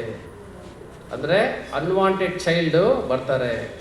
ಅಂದರೆ ಅವರನ್ನು ಕೈ ಹಿಡಿದು ನಡೆಸ್ಕೊಂಡು ಹೋಗುವಂಥ ಒಂದು ತಂದೆ ತಾಯಿ ಸ್ಥಾನದಲ್ಲಿರೋರು ಇರೋದಿಲ್ಲ. ಅಂಥ ಮಕ್ಕಳನ್ನು ನೋಡ್ಕೊಳ್ಳೋರು ಯಾರೂ ಇರೋದಿಲ್ಲ. ಅವರನ್ನು ಸರಿಯಾಗಿ ಬೆಳೆಸೋದಕ್ಕೆ ಯಾರೂ ಕುಟುಂಬದಲ್ಲಿ ಇರೋದಿಲ್ಲ. ಅಂಥ ಒಂದು ಸಂತಾನ ಇಲ್ಲಿ ಸಮಾಜದಲ್ಲಿ ಸೃಷ್ಟಿ ಆಗುತ್ತೆ ಅಂತ ಇಲ್ಲಿ ಅರ್ಜುನ ನಮಗೆ ತಿಳಿಸಿ ಕೊಡ್ತಾ ಇದ್ದಾರೆ. ಇದಾದಮೇಲೆ ನೆಕ್ಸ್ಟು ಶ್ಲೋಕ ನಂಬರ್ 41ಕ್ಕೆ ಹೋಗೋಣ. ಶ್ಲೋಕ 41. ಸಂಕರೋ ನರಕಾಯೈವ ಕುಲಜ್ಞಾನಂ ಕುಲಸ್ಯ ಚ ಪತಂತಿ ಪಿತರೋ ಹೇಷಾಂ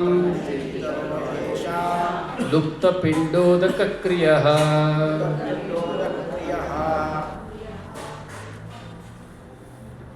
ಅನುವಾದ: ಬೇಡದ ಜನರ ಸಂಖ್ಯೆ ಹೆಚ್ಚಿದರೆ ಅದು ಸಂಸಾರದ ಬದುಕನ್ನು ಮತ್ತು ಸಂಪ್ರದಾಯವನ್ನು ನಾಶಗೊಳಿಸಿದವರ ಬದುಕನ್ನು ನರಕ ಸದೃಶ ಮಾಡುತ್ತದೆ. ಇಂತಹ ಭ್ರಷ್ಟ ಸಂಸಾರಗಳ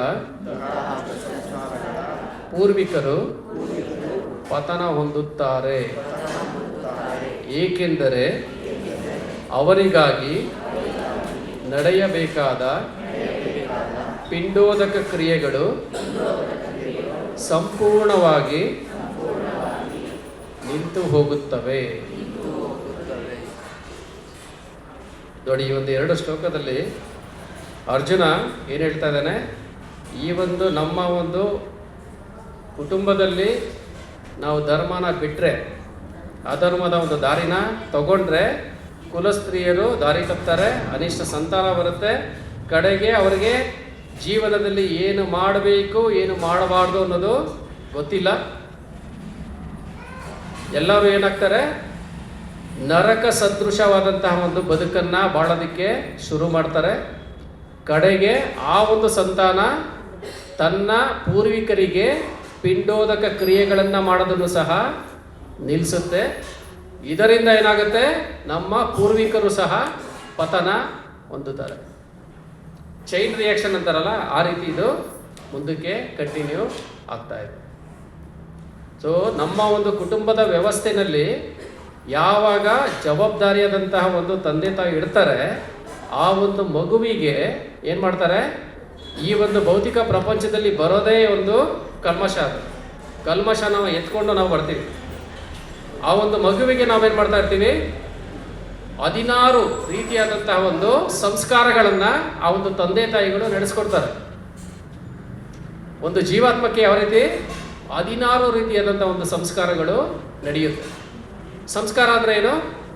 ಪ್ಯೂರಿಫಿಕೇಶನ್ ಪ್ರಾಸೆಸ್. ಸೊ ಆ ರೀತಿ ನಾವು ಮಾಡೋದ್ರಿಂದ ಆ ಒಂದು ಜೀವಾತ್ಮ ಒಂದೊಂದು ಹಂತದಲ್ಲೂ ಏನಾಗುತ್ತೆ, ಅದು ಪ್ಯೂರಿಫೈ ಆಗ್ತಾ ಹೋಗುತ್ತೆ.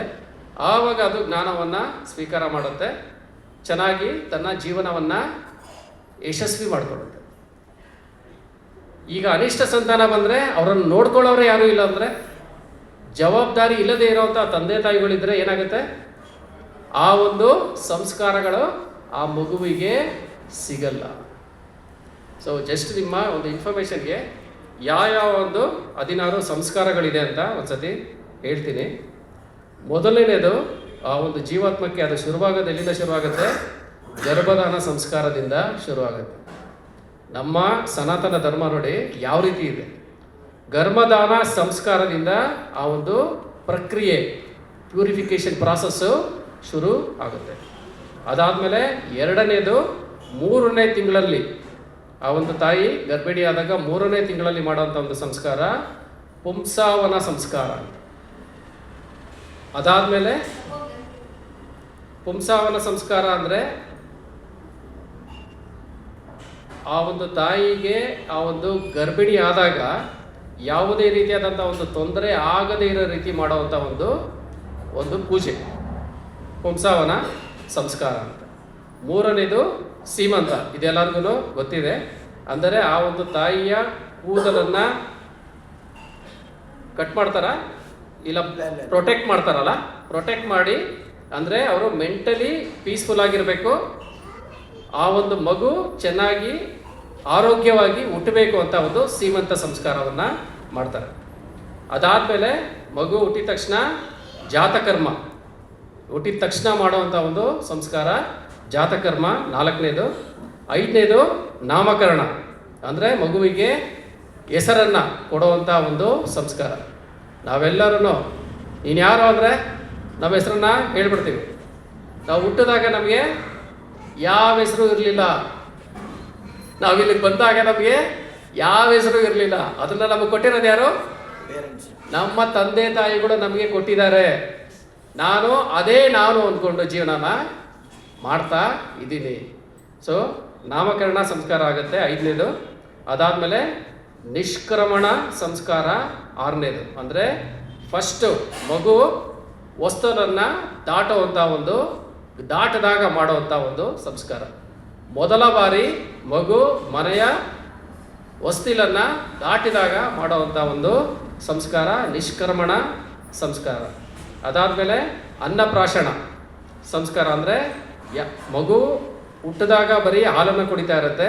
ಅದಕ್ಕೆ ಯಾವಾಗ ನಾನು ಸಾಲಿಡ್ ಫ್ರೂಟ್ ಅಥವಾ ಗಟ್ಟಿಯಾಗಿರೋವಂಥ ಒಂದು ಆಹಾರ ಅಥವಾ ಅನ್ನ ಏನೇ ಇರ್ಬೋದು ಅದನ್ನು ಮೊದಲ ಬಾರಿಗೆ ನಾನು ಮಗುಗೆ ಯಾವಾಗ ಕೊಡ್ತೀನಿ ಆವಾಗ ಮಾಡುವಂಥ ಒಂದು ಸಂಸ್ಕಾರ ಅದು.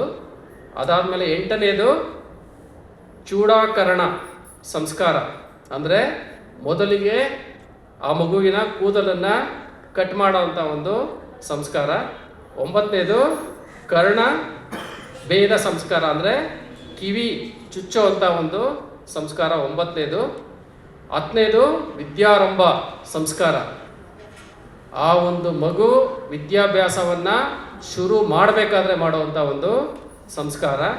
ಅದಾದಮೇಲೆ ಉಪನಯನ, ಸೇಕ್ರೆಟ್ ಒಂದು ಥ್ರೆಡ್ಡನ್ನು ಮಗುವಿಗೆ ಹಾಕುವಂಥ ಒಂದು ಸಂಸ್ಕಾರ.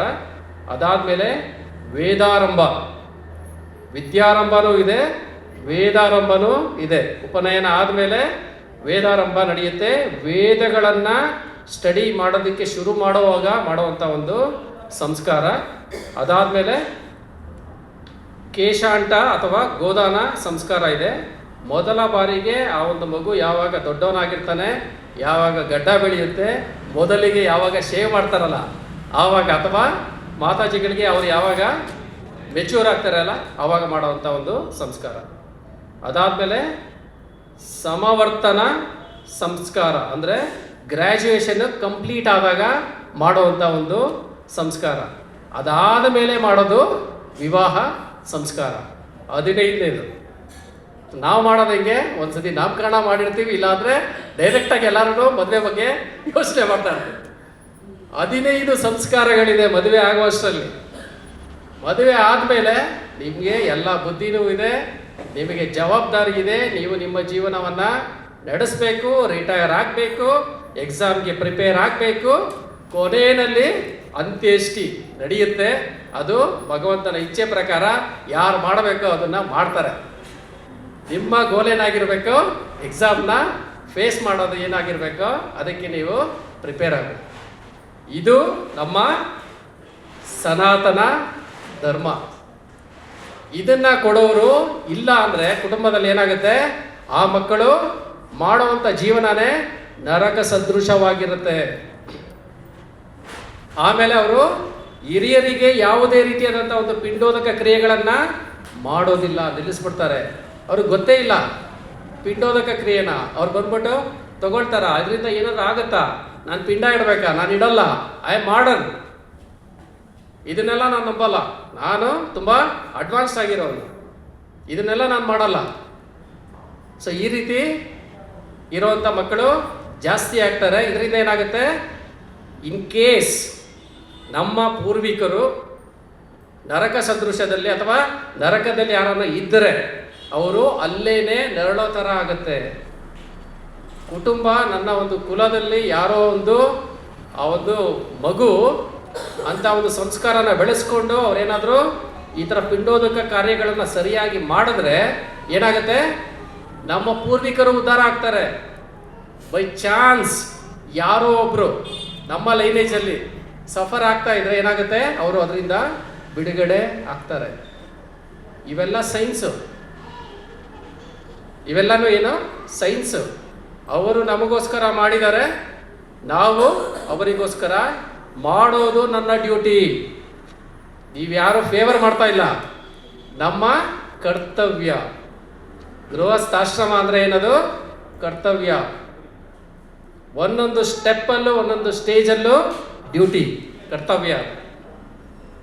ಇದಕ್ಕೆ ಒಂದೇ ಒಂದು ಎಕ್ಸೆಪ್ಷನ್ ಏನಿದೆ ಅಂದರೆ, ಇಲ್ಲಿ ಪ್ರಭುಪಾದರು ಪರ್ಪೋಟಲ್ಲಿ ಬರೀತಾರೆ, ಯಾರು ಪ್ಯೂರ್ ಡಿವೋಟಿ ಆಗಿದ್ದಾರೆ, ಸಂಪೂರ್ಣವಾಗಿ ನನ್ನ ಜೀವನವನ್ನು ಭಗವಂತನ ಒಂದು ಸೇವೆಯಲ್ಲಿ ಮುಡುಪಾಗಿಟ್ಟಿದ್ದಾರೆ, ಅವನಿಗೆ ಯಾವುದೇ ಆದಂಥ ಒಂದು ಕರ್ತವ್ಯಗಳೇ ಇಲ್ಲ. ಯಾರು ಸಂಪೂರ್ಣವಾಗಿ ತನ್ನ ಜೀವನವನ್ನು ಭಗವಂತನ ಸೇವೆಯಲ್ಲಿ ಮುಡುಪಾಗಿಟ್ಟಿದ್ದಾರೆ, ಅವರಿಗೆ ಯಾವುದೇ ಆದಂಥ ಒಂದು ಋಣಗಳು ಇಲ್ಲ. ಅದನ್ನು ಭಗವಂತ ನೋಡ್ಕೊತಾರೆ. ಆ ರೀತಿ ಇಲ್ಲ ಅಂದರೆ ನಾವು ಇವೆಲ್ಲ ಡ್ಯೂಟಿಗಳನ್ನು ನಾವು ಮಾಡಲೇಬೇಕು. ಡ್ಯೂಟಿ ಮಾಡಿಲ್ಲ ಅಂದರೆ ಏನಾಗುತ್ತೆ, ಯೂಶಲಿ ಡ್ಯೂಟಿ ಮಾಡಿಲ್ಲ ಅಂದರೆ ಏನಾಗುತ್ತೆ, ಫೈರ್ ಮಾಡ್ತಾರೆ ಅಷ್ಟೇ. ಸೊ ನಮ್ಮ ಡ್ಯೂಟಿನ ನಾವು ಮಾಡಲೇಬೇಕು. ಅದು ನಮ್ಮ ಸನಾತನ ಧರ್ಮ. ಓಕೆನಾ? ನೆಕ್ಸ್ಟು ಶ್ಲೋಕ ನಂಬರ್ 42. ಇನ್ನೂ ಏನಾಗುತ್ತೆ ಚೈನ್ ರಿಯಾಕ್ಷನ್ ನೋಡ್ತಾ ಇರಿ. ಇಲ್ಲಿಗೆ ಸ್ಟಾಪ್ ಆಗಿಲ್ಲ ಅದು. ದೋಷರಹಿತೆ ಕುಲಜ್ಞಾನಾಂ, ದೋಷರಹಿತೆ ಕುಲಜ್ಞಾನಾಂ ವರ್ಣಸಂಕರಕಾರಕೈ, ವರ್ಣಸಂಕರಕಾರಕೈ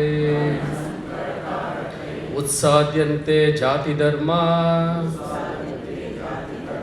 ಕುಲಧರ್ಮಾಶ್ಚ ಶಾಶ್ವತಃ.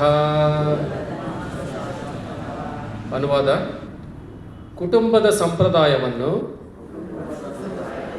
ನಾಶ ಮಾಡಿ ಬೇಡದ ಮಕ್ಕಳನ್ನು ಸೃಷ್ಟಿಸುವವರ ದುಷ್ಕರ್ಮದಿಂದ ಎಲ್ಲ ಸಮುದಾಯ ಯೋಜನೆಗಳು,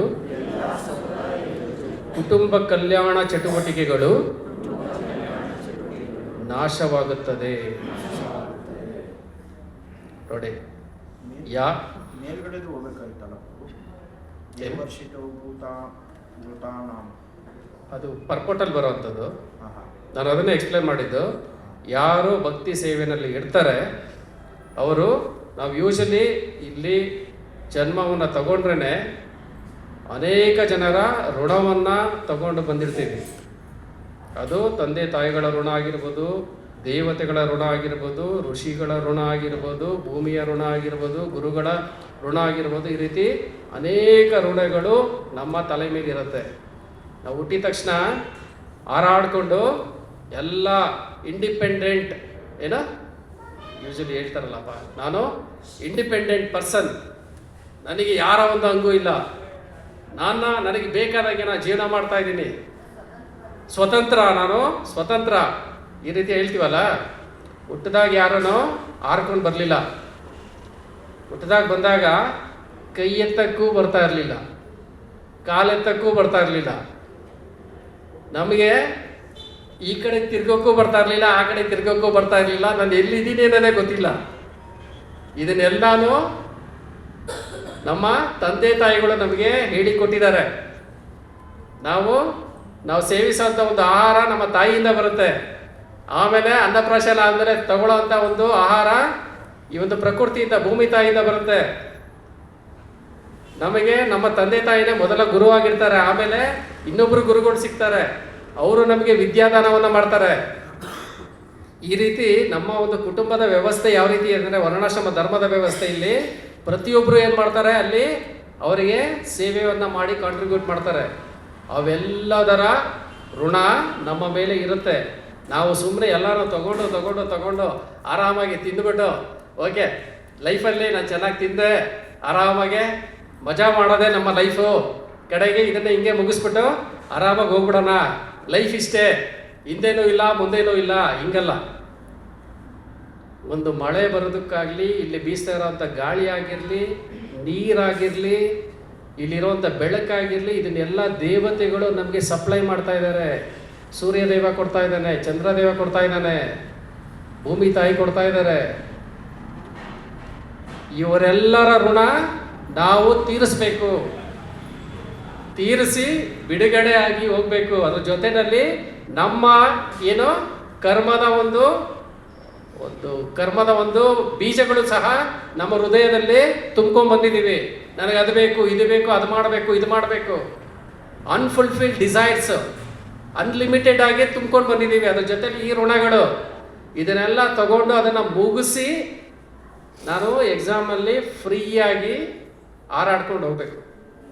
ಅದು ನಮ್ಮ ಜವಾಬ್ದಾರಿ. ಆದರೆ ನಾವು ಯಾವ ರೀತಿ ಜೀವನ ಮಾಡ್ತೀನಿ, ಇದು ಯಾವುದ್ರ ಬಗ್ಗೆ ನನಗೆ ಜ್ಞಾನ ಇಲ್ಲ,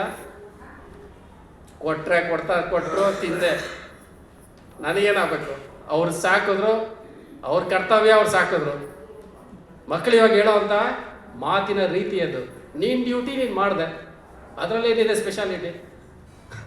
ಅದು ಇನ್ನೂ ಮುಂದಕ್ಕೆ ಹೋದ್ರೆ, ಇನ್ನೂ ಅಡ್ವಾನ್ಸ್ ಆಗಿ ಹೋದ್ರೆ, ನೀನು ಹುಟ್ಟಿಸಿದ್ಯಾ ಅದಕ್ಕೋಸ್ಕರ ಬೆಳೆಸ್ತಾ ಇದೆಯಾ, ಅದರಲ್ಲಿ ಏನಿದೆ, ಅದರಲ್ಲಿ ಏನು ಸ್ಪೆಷಾಲಿಟಿ ಇದೆ? ಇದಲ್ಲ.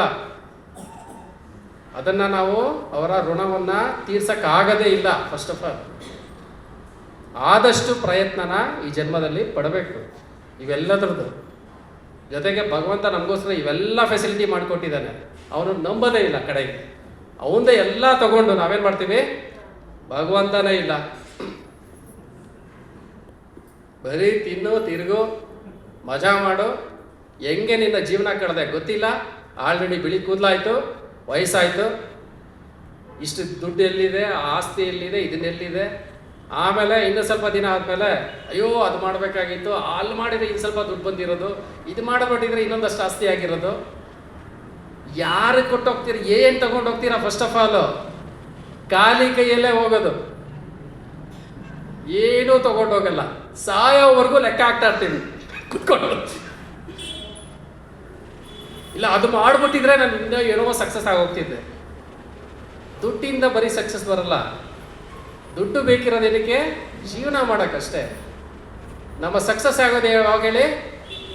ನಮ್ಮ ಜೀವನಕ್ಕೆ ನಿಜವಾಗ್ಲೂ ಕುಟುಂಬ ಕಲ್ಯಾಣ ಆಗಬೇಕು ಅಂದರೆ ಅಲ್ಲಿ ಧರ್ಮ, ಅರ್ಥ, ಕಾಮ, ಮೋಕ್ಷ ಈ ನಾಲ್ಕನ್ನು ನಾವು ಮಾಡ್ಕೊಂಡು ಹೋಗ್ಬೇಕು. ಅಲ್ಟಿಮೇಟ್ ಆಗಿರೋವಂಥ ಮೋಕ್ಷ ನಮ್ಮ ಗುರಿಯಾಗಿರಬೇಕು.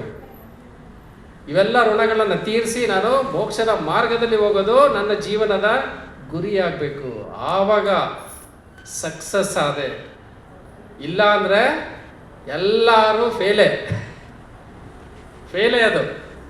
ಈ ಒಂದು ಸಕ್ಸಸ್ ನಮಗೆ ಸಿಕ್ಕಲಿಲ್ಲ ಅಂದರೆ, ಮೋಕ್ಷದ ದಾರಿಗೆ ನಾವು ಹೋಗಲಿಲ್ಲ ಅಂದರೆ, ನಮ್ಮ ಮಕ್ಕಳನ್ನು ಆ ಒಂದು ದಾರಿನ ನಾವು ತೋರಿಸ್ಲಿಲ್ಲ ಅಂದರೆ ವಿ ಆರ್ ಫೇಲ್ಯೂರ್.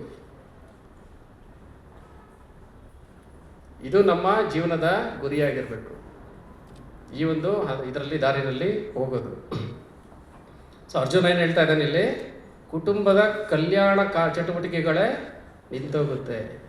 ಯಾರಿಗೂ ಈ ಧರ್ಮ ಅಂದರೆ ಗೊತ್ತಿಲ್ಲ, ಅರ್ಥ ಅಂದರೆ ಗೊತ್ತಿಲ್ಲ, ಕಾಮ ಅಂದರೆ ಗೊತ್ತಿಲ್ಲ, ಮೋಕ್ಷ ಅಂದರೆ ಗೊತ್ತಿಲ್ಲ. ದಿನ ಬೆಳಿಗ್ಗೆ ಆಗುತ್ತೆ, ಸೂರ್ಯ ಹುಟ್ತಾನೆ ಕಂಡುಬಿಡ್ತೀನಿ, ಯಾರೋ ತಟ್ಟೆಲಿ ಹಾಕಿ ಕೊಡ್ತಾರೆ, ತಿಂತೀನಿ, ಹೆಂಗೋ ಟೈಮ್ ಪಾಸ್ ಮಾಡ್ತೀನಿ, ಹೆಂಗೋ ದಿನಗಳನ್ನ ಕಳಿತೀನಿ. ಇದು ಜೀವನ ಅಲ್ಲ. ಇದರ ಪ್ರಕಾರ ಮಾಡೋದು ಜೀವನ. ಮುಂದೆ ಏನು ಹೇಳ್ತಾರೆ ನೋಡೋಣ. 43 ಉತ್ಸನ್ನ ಕುಲಧರ್ಮಾಣ ಮನುಷ್ಯಾಣಾಂ ಜನಾರ್ದನ ನರಕೆ ನಿಯತಂ ವಾಸೋ ಭವತೀತ್ಯ ಅನುಶುಶ್ರುಮ. ಅನುವಾದ: ಜನರನ್ನು ಪಾಲಿಸುವ ಹೇ ಜನಾರ್ದನ, ಕುಟುಂಬದ ಸಂಪ್ರದಾಯವನ್ನು ನಾಶ ಮಾಡುವವರು ನರಕವಾಸಿಗಳಾಗುತ್ತಾರೆ ಎಂದು ಗುರು ಶಿಷ್ಯ ಪರಂಪರೆಯಿಂದ ಶಿಷ್ಯ ಪರಂಪರೆಯಿಂದ ಕೇಳಿದ್ದೇನೆ. ನಾನು ನನ್ನ ಜೀವನ, ನನ್ನ ಒಂದು ಕುಟುಂಬ ಹಾಳಾಗೋದಷ್ಟೇ ಅಲ್ಲ, ಇದನ್ನು ಈ ಒಂದು ಕುಲನ ನಾಶ ಮಾಡೋದು, ಕುಲ ಧರ್ಮವನ್ನು ನಾಶ ಮಾಡೋದು, ನಮ್ಮ ಸಂಪ್ರದಾಯವನ್ನು ಬಿಟ್ಟು ಬಾಳೋದು ಏನೋ ಅಂಥವರು ನರಕವಾಸಿಗಳಾಗ್ತಾರೆ. ಅವರಿಗೆ ನರಕ ಮುಂದೆ ಕಟ್ಟಿಟ್ಟ ಬುತ್ತಿ. ಇದನ್ನು ನಾನು ಹೇಳ್ತಾ ಇಲ್ಲ, ಯಾರು ಹೇಳ್ತಾ ಇರೋದು? ಗುರು ಶಿಷ್ಯ ಪರಂಪರೆಯಿಂದ ನಾನು ಏನೊಂದು ಜ್ಞಾನ ಬಂದಿದೆ, ಆ ಒಂದು ಪರಂಪರೆಯಿಂದ ಬರ್ತಿರೋಂಥ ಜ್ಞಾನಗಳಿಂದ, ಗುರುಗಳಿಂದ ನಾನು ಕೇಳಿ ತಿಳ್ಕೊಂಡಿದ್ದೀನಿ. ನಾನು ಯಾವುದೋ ಒಂದು ಕಥೆನ ನಿಮ್ಗೆ ಹೇಳ್ತಾ ಇಲ್ಲ ಅಂತ ಇಲ್ಲಿ ಅರ್ಜುನ ಹೇಳ್ತಾ ಇರೋದು. ಸೊ ನಮಗೆ ಆ್ಯಕ್ಚುಲಿ 4 ಪರಂಪರೆಗಳು ಈಗ ಇದೆ. ಅಧಿಕೃತವಾದಂತಹ 4 ಪರಂಪರೆಗಳಿದೆ. ಮೊದಲನೇದು ಶ್ರೀ ಸಂಪ್ರದಾಯ, ನಿಮಗೆಲ್ಲರಿಗೂ ಗೊತ್ತಿರ್ಬೋದು. ಅದರ ಅಧಿದೇವತೆ ಯಾರು? ಲಕ್ಷ್ಮೀದೇವಿ. ಅವರಿಂದನೇ ಅದು ಆ್ಯಕ್ಚುಲಾಗಿ ಶುರುವಾಗಿರೋದು. ಅದರ ಪ್ರಮುಖ ಆಚಾರ್ಯರು ಯಾರು? ರಾಮಾನುಜಾಚಾರ್ಯರು. ಎರಡನೇದು ಬ್ರಹ್ಮ ಸಂಪ್ರದಾಯ. ಇದು ಯಾರಿಂದ ಒರಿಜಿನೇಟ್ ಆಗಿರೋದು? ಬ್ರಹ್ಮರಿಂದ ಒರಿಜಿನೇಟ್ ಆಗಿರೋದು. ಇದರ ಪ್ರಮುಖ ಆಚಾರ್ಯರು ಯಾರು?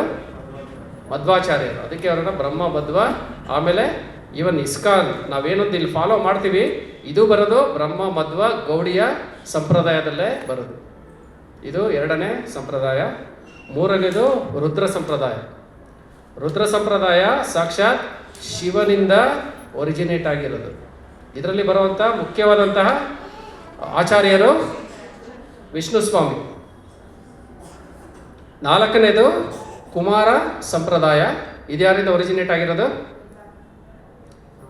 ಯಾರಿಂದ ಶುರುವಾಗಿರೋದು? ಒರಿಜಿನೇಟ್ ಆಗಿರೋದು 4 ಬ್ರಹ್ಮನ ಮಕ್ಕಳಾದಂತಹ 4 ಕುಮಾರರಿಂದ ಈ ಒಂದು ಸಂಪ್ರದಾಯ ಶುರುವಾಗಿರೋದು. ಇದರಲ್ಲಿ ಬರುವಂಥ ಪ್ರಮುಖ ಆಚಾರ್ಯರು ನಿಂಬಾರ್ಕರು. ಸೊ ಈ ರೀತಿ ಈ 4 ಪರಂಪರೆಗಳು, ಗುರು ಶಿಷ್ಯ ಪರಂಪರೆ ಈಗಲೂ ಇದೆ. ಈ ಪರಂಪರೆಯಿಂದ ಬರುವಂಥ ಒಂದು ಜ್ಞಾನನೇ ಏನಾಗಿರುತ್ತೆ? ಅಧಿಕೃತವಾಗಿರುತ್ತೆ. ಅಧಿಕೃತ ಅಂದರೆ ಏನು? ನಿಮಗೆ ಸ್ಕೂಲಲ್ಲಿ ಕೆಳಗಡೆ ಒಂದು ಬೋರ್ಡ್ ಕೆಳಗಡೆ ಒಂದು ಹಾಕಿರ್ತಾರೆ, ಕರ್ನಾಟಕ ಸರ್ಕಾರದಿಂದ ಮಾನ್ಯತೆ ಪಡೆದಿದೆ, ರೆಕಗ್ನೈಸ್ಡ್ ಬೈ ಕರ್ನಾಟಕ ಗೌರ್ಮೆಂಟ್. ಅಂದರೆ ಅಲ್ಲಿ ಓದಿದ್ರೆ ನೀವು ತಗೊಳ್ಳೋವಂಥ ಒಂದು ಡಿಗ್ರಿ ಏನಾಗಿರುತ್ತೆ? ಆಥರೈಸ್ಡ್ ಆಗಿರುತ್ತೆ. ಅಲ್ಲಿ ಸಿಗೋವಂಥ ಡಿಗ್ರಿ ಏನಾಗಿರುತ್ತೆ? ಆಥರೈಸ್ಡ್ ಆಗಿರುತ್ತೆ. ಗೌರ್ಮೆಂಟಿಂದ ಅದಕ್ಕೆ ಮಾನ್ಯತೆ ಇರುತ್ತೆ. ಸೊ ಅದೇ ರೀತಿ ನಾವು ಪಡ್ಕೊಳ್ಳೋವಂಥ ಒಂದು ಜ್ಞಾನ ಈ ಒಂದು 4 ಸಂಪ್ರದಾಯಗಳಿಂದ ಬರುವಂತಹ ಸ್ಕೂಲಲ್ಲಿ ಸೇರಿಕೊಂಡು ಪಡ್ಕೊಂಡ್ರೆ ನಮಗೇನಾಗುತ್ತೆ? ಸರಿಯಾಗಿರುವಂತಹ ಒಂದು ಜ್ಞಾನ ಪ್ರಾಪ್ತಿ ಆಗುತ್ತೆ. ನಾನು ಇದ್ದಕ್ಕಿದ್ದಂಗೆ ಒಂದು ದಿನ ರಾತ್ರಿ ನನಗೆ ಜ್ಞಾನೋದಯ ಆಯಿತು. ಇದ್ದಕ್ಕಿದ್ದಂಗೆ ನನಗೆ ಏನೋ ಒಂದು ಥಾಟ್ ಬಂತು. ನಾನು ಗಡ್ಡ ಬಿಟ್ಕೊಳ್ಳೋದಕ್ಕೆ ಸ್ಟಾರ್ಟ್ ಮಾಡಿದೆ, ಕಾವಿ ಬಟ್ಟೆ ಹಾಕ್ಕೊಂಡೆ, ನಾನು ಗುರು ಹೋದೆ. ಕಡೆಗೆ ನಾನು ಎಲ್ಲರಿಗೂ ಹೇಳ್ಕೊಡ್ತೀನಿ ಅಂದರೆ ಅಲ್ಲಿ ಯಾವುದೋ ಒಂದು ಒಳ್ಳೆಯತನ ಇರ್ಬೋದು ಅಥವಾ ಯಾವುದೇ ಒಂದು ಒಳ್ಳೆಯದು ಇರಬಹುದು, ನಮಗೆ ಗೊತ್ತಿಲ್ಲ. ಆದರೆ ಅದು ಭಗವಂತನ ಒಂದು ಈ ಒಂದು ವರ್ಣಾಶ್ರಮ ಪದ್ಧತಿ ಏನಿದೆ, ಆ್ಯಕ್ಚುಯಲ್ ನಾಲೆಜ್ ಏನಿದೆ, ಅದು ಗುರು ಶಿಷ್ಯ ಪರಂಪರೆಯಲ್ಲಿ ಯಾವ ರೀತಿ ಬರುತ್ತೋ ಅದು ಆಗಿರಲ್ಲ. ಯಾಕೆಂದರೆ ಯಾರೋ ಒಂದು ಪರ್ಸನ್ನಿಂದ ಅದು ಒರಿಜಿನೇಟ್ ಆಗಿದೆ. ಸೊ ನಮ್ಮದೇ ಯಾವುದನ್ನು ನೋಡ್ತೀವಿ? ಯಾವಾಗಲೂ ನಾವು ನೋಡೋದು ನಮ್ಮ ಪರಂಪರೆನ ನೋಡ್ತೀವಿ. ಆ ಪರಂಪರೆ ಎಲ್ಲಿಂದ ಶುರುವಾಗಬೇಕು? ಸಾಕ್ಷಾತ್ ಭಗವಂತನಿಂದನೇ ಶುರುವಾಗಬೇಕು. ಆ ಒಂದು ಪರಂಪರೆಯಲ್ಲಿ ಬರುವಂಥ ಜ್ಞಾನ ಪರ್ಫೆಕ್ಟಾಗಿ ಅಧಿಕೃತವಾದಂಥ ಜ್ಞಾನ ಇರುತ್ತೆ. ಇಲ್ಲಿ ನಾನೇನು ತಿಳ್ಕೊಂಡಿದ್ದೀನಿ, ಈ ರೀತಿ ಸಂಪ್ರದಾಯವನ್ನು ನಾಶ ಮಾಡಿದ್ರೇ ನನಗೇನು ಬರುತ್ತೆ? ನರಕ ಬರುತ್ತೆ ಅಂತ ಅರ್ಜುನ ಇಲ್ಲಿ ಹೇಳ್ತಾ ಇದ್ದಾರೆ. ಶ್ಲೋಕ 44 ಹೋಗೋಣ. ಅಹೋಬತ ಮಹತ್ಪಾಪಂ ಕರ್ತುಂ ವ್ಯವಸಿತ ವಯಂ ಯದ್ರಾಜ್ಯಸುಖ ಲೋಭೇನ ಹಂತುಂ ಸ್ವಜನಮುದ್ಯತ ಹಂತುಂ ಸ್ವಜನಮುದ್ಯತ. ಅನುವಾದ. ಇಲ್ಲಿ ಅರ್ಜುನ ಪಾಪ ಏನು ಹೇಳ್ತಾ ಇದ್ದಾರೆ ನೋಡಿ. ಅಯ್ಯೋ ಮಹತ್ತಾದ ಪಾಪ ಕಾರ್ಯಗಳನ್ನು ಮಾಡಲು ನಾವು ಸಿದ್ಧತೆ ಮಾಡಿಕೊಂಡಿದ್ದೇವೆ ಎನ್ನುವುದು ಎಂತಹ ಆಶ್ಚರ್ಯದ ಸಂಗತಿ. ರಾಜ್ಯ ಸುಖದ ಲೋಭದಿಂದಾಗಿ ನಾವು ಸ್ವಜನರನ್ನು ಕೊಲ್ಲಲು ಸಂಕಲ್ಪ ಮಾಡಿದ್ದೇವೆ. ಇಲ್ಲಿ ಅರ್ಜುನ ದುಃಖದಿಂದ ಹೇಳ್ಕೊಳ್ತಾ ಇದ್ದಾನೆ. ಏನಂತ? ನಾವು ಎಂಥ ಒಂದು ಪಾಪದ ಒಂದು ಕೆಲಸನ ಮಾಡೋದಕ್ಕೆ ಹೋಗ್ತಾ ಇದ್ದೀವಿ. ನಾನು ಈ ಒಂದು ಯುದ್ಧದಲ್ಲಿ ನನ್ನ ಒಂದು ಸ್ವಜನವನ್ನು, ಕುಲಧರ್ಮವನ್ನು, ನಮ್ಮ ಸನಾತನ ಧರ್ಮವನ್ನೇ ನಾಶ ಮಾಡೋದಕ್ಕೆ ಹೋಗ್ತಾ ಇದ್ದೀನಿ. ರಾಜ್ಯದ ಒಂದು ಸುಖದ ಒಂದು ಲಾಭಕ್ಕೋಸ್ಕರ, ಲೋಭಕ್ಕೋಸ್ಕರ ನಾನು ಇಂಥ ಒಂದು ಕೆಲಸನ ನಾನು ಮಾಡೋಕ್ಕೆ ಹೋಗ್ತಾ ಇದ್ದೀನಿ ಅಂತ ತಲೆ ಮೇಲೆ ಕೈ ಇಟ್ಕೊಂಡು ಅವನು ಯೋಚನೆನ ಮಾಡ್ತಾ ಇದ್ದಾನೆ. ಇಲ್ಲಿ ಭಾವಾರ್ಥದಲ್ಲಿ ಏನು ಹೇಳ್ತಾ ಇದ್ದಾರೆ, ಪ್ರಭುಪಾದರು ಬರಿತಾ ಇದ್ದಾರೆ, ಮನುಷ್ಯನ ಸ್ವಾರ್ಥಕ್ಕಾಗಿ ನಮ್ಮ ಸಹೋದರರು, ತಂದೆ ತಾಯಿಯನ್ನೇ ಕೊಲ್ಲುವಂಥ ಒಂದು ಪಾಪಕೃತ್ಯನ ಕೆಲವರು ಮಾಡ್ತಾರೆ. ಯಾವಾಗ ನಾನು ಅತಿಯಾದ ದುರಾಸೆಗೆ ಹೋಗ್ತೀನಿ, ಅತಿಯಾದ ಒಂದು ಲೋಭಕ್ಕೊಳಗಾಗ್ತೀನಿ, ನನಗೆ ಅವರು ನನ್ನ ತಂದೆ ತಾಯಿ ಅನ್ನೋದನ್ನು ನಾವು ಮರ್ತೋಗಿರ್ತೀವಿ. ನಾವು ರೀಸೆಂಟಾಗಿ ಎಷ್ಟೊಂದು ನ್ಯೂಸಲ್ಲಿ ನೋಡಿದ್ವಿ. ಮಕ್ಕಳನ್ನೇ ತಂದೆ ತಾಯಿನೇ ಕೊಲ್ಲುವಂಥ ಒಂದು ಸ್ಥಿತಿ ಈಗ ಬಂದ್ಬಿಟ್ಟಿದೆ. ಕೇವಲ ಒಂದು ಸ್ವಲ್ಪ ಹಣಕ್ಕೋಸ್ಕರ ಮಕ್ಕಳೇನೆ ತಂದೆ ತಾಯಿನ ಕೊಲ್ಲುವಂಥ ಒಂದು ಇದಕ್ಕೆ ಬಂದ್ಬಿಟ್ಟಿದೆ. ಅಂದರೆ ಲೋಭಕ್ಕೋಸ್ಕರ, ದುರಾಸೆಯಿಂದ ಏನಾಗ್ತಾ ಇದೆ, ಇಂಥ ಒಂದು ಕೆಲಸನೂ ಮಾಡೋದಕ್ಕೆ ಹೋಗ್ತಾ ಇದ್ದೀವಿ. ಇಲ್ಲಿ ಅರ್ಜುನ ತಲೆ ಮೇಲೆ ಕೈ ಇಟ್ಕೊಂಡು ಅದನ್ನು ಯೋಚನೆ ಮಾಡ್ತಾ ಇದ್ದೇನೆ. ಅಯ್ಯೋ, ಇಂಥ ಒಂದು ಕೆಲಸ ಮಾಡೋದಕ್ಕೆ ನಾನು ಹೋಗ್ತಾ ಇದ್ದೀನಿ. ಮುಂದಿನ ಶ್ಲೋಕ ನೋಡಿ.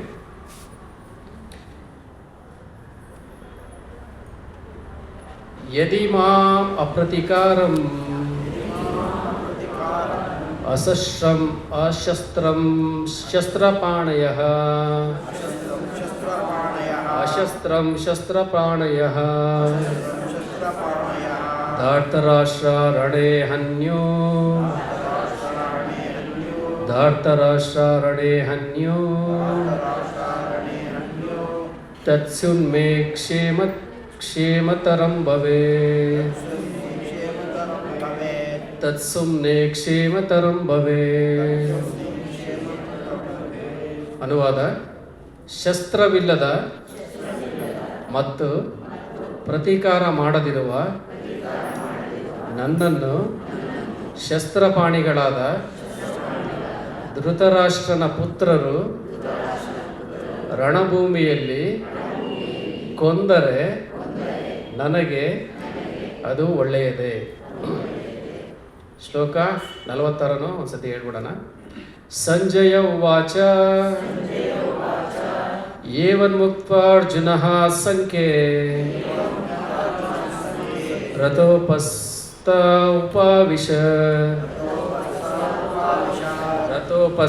ಉಪಾವಿಶ ವಿಸೃಜ್ಯ ಸಶರಂ ಚಾಪಂ ಶೋಕ ಸಂವಿಘ್ನ ಮಾನಸಃ. ಅನುವಾದ: ಸಂಜಯನು ಹೇಳಿದನು, ರಣಭೂಮಿಯಲ್ಲಿ ಅರ್ಜುನನು ಹೀಗೆ ಹೇಳಿ ತನ್ನ ಬಿಲ್ಲು ಬಾಣಗಳನ್ನು ಬದಿಗಿಟ್ಟು ದುಃಖ ಪರವಶನಾಗಿ ರಥದಲ್ಲಿ ಕುಳಿತುಕೊಂಡನು. ನೋಡಿ, ಅರ್ಜುನ ಈ ರೀತಿ ಒಂದು ದುಃಖದಿಂದ ಯೋಚನೆ ಮಾಡ್ತಾ, ಇಂಥ ಒಂದು ಪಾಪದ ಒಂದು ಕೆಲಸನ ನಾನು ಮಾಡೋದಕ್ಕೆ ಹೋಗ್ತಾ ಇದ್ದೀನಲ್ಲ, ನನ್ನ ಒಂದು ರಾಜ್ಯದ ಲೋಭಕ್ಕೋಸ್ಕರ ಈ ರೀತಿ ನನ್ನ ಒಂದು ಸಂಪ್ರದಾಯವನ್ನು, ಕುಲವನ್ನು, ನನ್ನ ಒಂದು ಸನಾತನ ಧರ್ಮವನ್ನೇ ನಾನು ನಾಶ ಮಾಡಲ. ನಾನು ಈ ರೀತಿ ನಾಶ ಮಾಡೋರು ಸಹ ಏನಾಗ್ತಾರೆ, ನರಕಕ್ಕೂ ಸಹ ಹೋಗ್ತಾರೆ. ಇಂಥ ಒಂದು ಕೆಲಸವನ್ನು ನಾನು ಮಾಡೋದಿಲ್ಲ. ನನ್ನ ಕೈಯಲ್ಲಿ ಬಿಲ್ಲು ಬಾಣ ಇಲ್ಲದೆ ಇದ್ರೂ ಪರವಾಗಿಲ್ಲ. ಬಿಲ್ಲು ಬಾಣ ಇಟ್ಕೊಂಡಿರೋರು ಧೃತರಾಷ್ಟ್ರನ ಮಕ್ಕಳು ನನ್ನ ಎದೆಗೆ ಬಾಣವನ್ನು ಬಿಟ್ಟು ನನ್ನ ಕೊಂದ್ರೂ ಪರವಾಗಿಲ್ಲ ಅಂತ ಹೇಳ್ಬಿಟ್ಟು ಅವ್ರು ಏನು ಮಾಡ್ತಾರೆ, ನಾನು ಯುದ್ಧ ಮಾಡಲ್ಲ ಅಂತ ಬಿಲ್ಲು ಬಾಣನ ಅವರು ಕೆಳಗಡೆ ಇಟ್ಬಿಡ್ತಾರೆ. ಸೊ ಇಲ್ಲಿಗೆ ಭಗವದ್ಗೀತೆಯ 1ನೇ ಅಧ್ಯಾಯ ಮುಕ್ತಾಯ ಆಗುತ್ತೆ. ಈಗ ನಾನು ನಿಮಗೆ ಪ್ರಶ್ನೆ ಇದೆಯಾ ಅಂತ ಕೇಳಲ್ಲ, ನಾನು 2 ಪ್ರಶ್ನೆನ ಕೇಳ್ತೀನಿ. ಮೊದಲನೇ ಪ್ರಶ್ನೆ, ಅರ್ಜುನ ಈಗ ಏನೊಂದು ಈ ಒಂದು ಕಾನ್ಸೆಪ್ಟ್ನ ಹೇಳಿದ್ರು, ಇದು ಸರಿನಾ ತಪ್ಪ? ಅದಕ್ಕೆ ವಿತ್ 1 or 2 ಲೈನ್ ರೀಸನ್ ಹೇಳಬೇಕು. ಇದು ಅತ್ಯಂತ ಗಂಭೀರವಾದಂಥ ಒಂದು ವಿಷಯ ಅರ್ಜುನ ನಮಗೆ ಹೇಳಿರೋದು.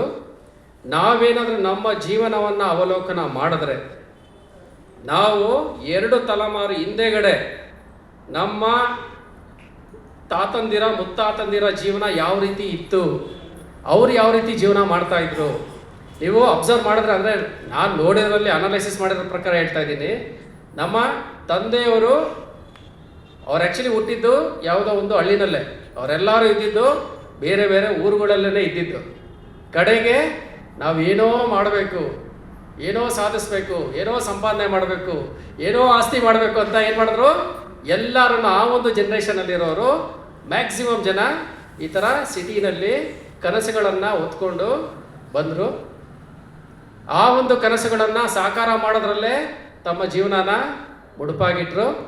ಅವರಿಗೆ ಹುಟ್ಟಿದಂಥ ನಮ್ಮಂಥವರು ಸಹ ನಮ್ಮ ಒಂದು ಗೋಲ್ ಏನಾಗಿತ್ತು, ಅವರು ಸ್ವಲ್ಪ ಸ್ಟಾರ್ಟ್ ಮಾಡಿದ್ದಾರೆ, ನಾವು ಇನ್ನೂ ದೊಡ್ಡದಾಗಿ ಆ ಒಂದು ಆಸ್ತಿನ ಬೆಳೆಸಬೇಕು, ನಾನು ಚೆನ್ನಾಗಿ ಓದಬೇಕು, ಏನಕ್ಕೆ ನನಗೆ ಒಳ್ಳೆ ಕೆಲಸ ಸಿಗುತ್ತೆ, ಒಳ್ಳೆ ಸಂಬಳ ಸಿಗುತ್ತೆ, ನಮ್ಮಪ್ಪ ಮಾಡಿರೋಂಥ ಒಂದು ಮನೇನ ನಾನು ಇನ್ನೂ ದೊಡ್ಡದು ಮಾಡ್ಬೋದು, ನಮ್ಮಪ್ಪ ಇಷ್ಟು ಮಾಡಿದರೆ ನಾನು ಇನ್ನೂ ಇಷ್ಟು ಮಾಡ್ಬೋದು, ನಾನು ಆರಾಮಾಗಿ ನನ್ನ ಜೀವನನ ನಡೆಸ್ಕೊಂಡು ಹೋಗ್ಬೋದು ಅಂತ ನಾವೇನು ಮಾಡಿದ್ವಿ, ನಮ್ಮ ಇಡೀ ಒಂದು ಗೋಲನ್ನು ಅದಕ್ಕೆ ಹಾಕಿ ನಾವು ನಮ್ಮ ಸಂಪ್ರದಾಯ ಏನಿದೆ, ಸನಾತನ ಧರ್ಮ ಏನಿದೆ, ನಮ್ಮ ಜೀವನದ ಗೋಲ್ ಏನಿದೆ, ಇದನ್ನ ಏನು ಮಾಡಿದ್ವಿ, ಪಕ್ಕಕ್ಕಿಟ್ವಿ, ಮರ್ತೋದ್ವಿ.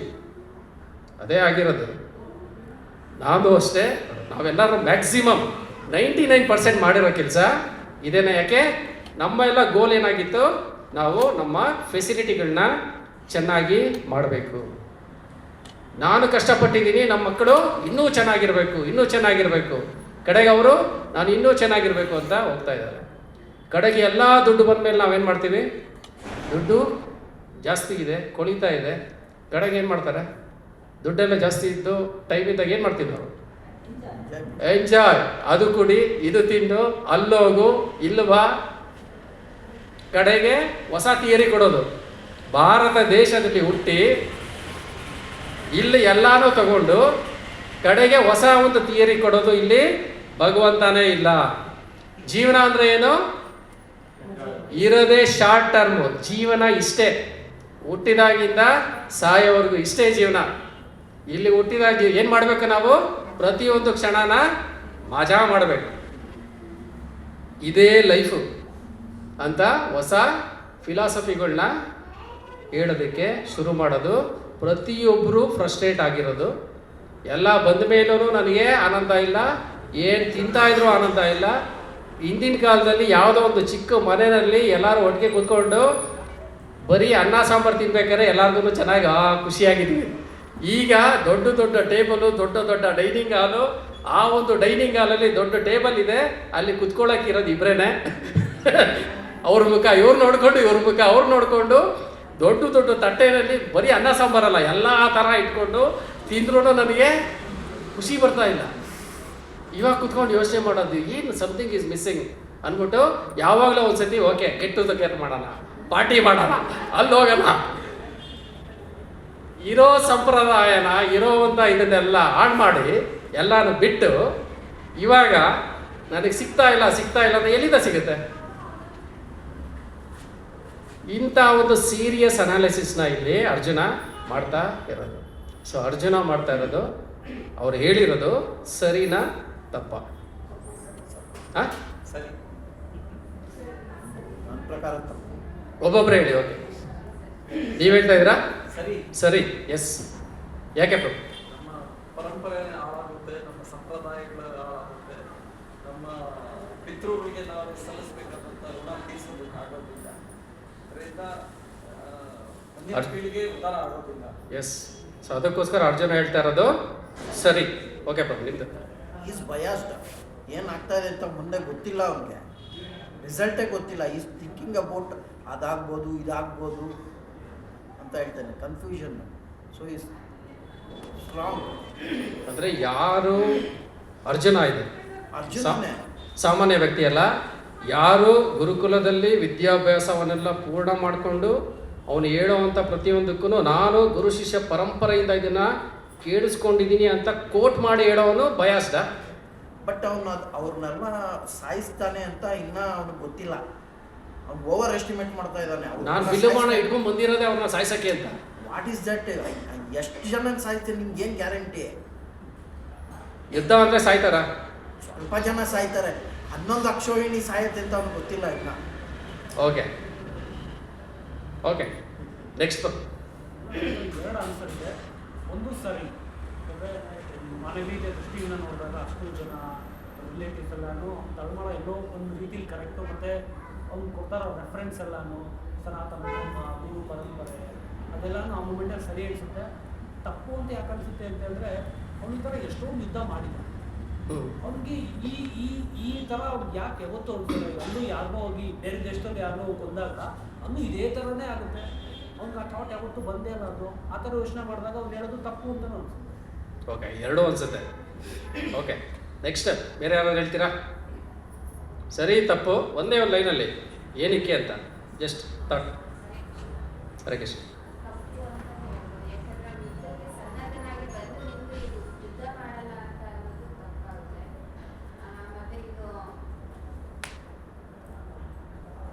ಓಕೆ, ಪ್ರಿಪೇರ್ ಆಗಿ ಬಂದಿದ್ದಾನೆ, ಯುದ್ಧ ಮಾಡಬೇಕು ಅಂತಾನೆ ಬಂದಿದ್ದಾನೆ.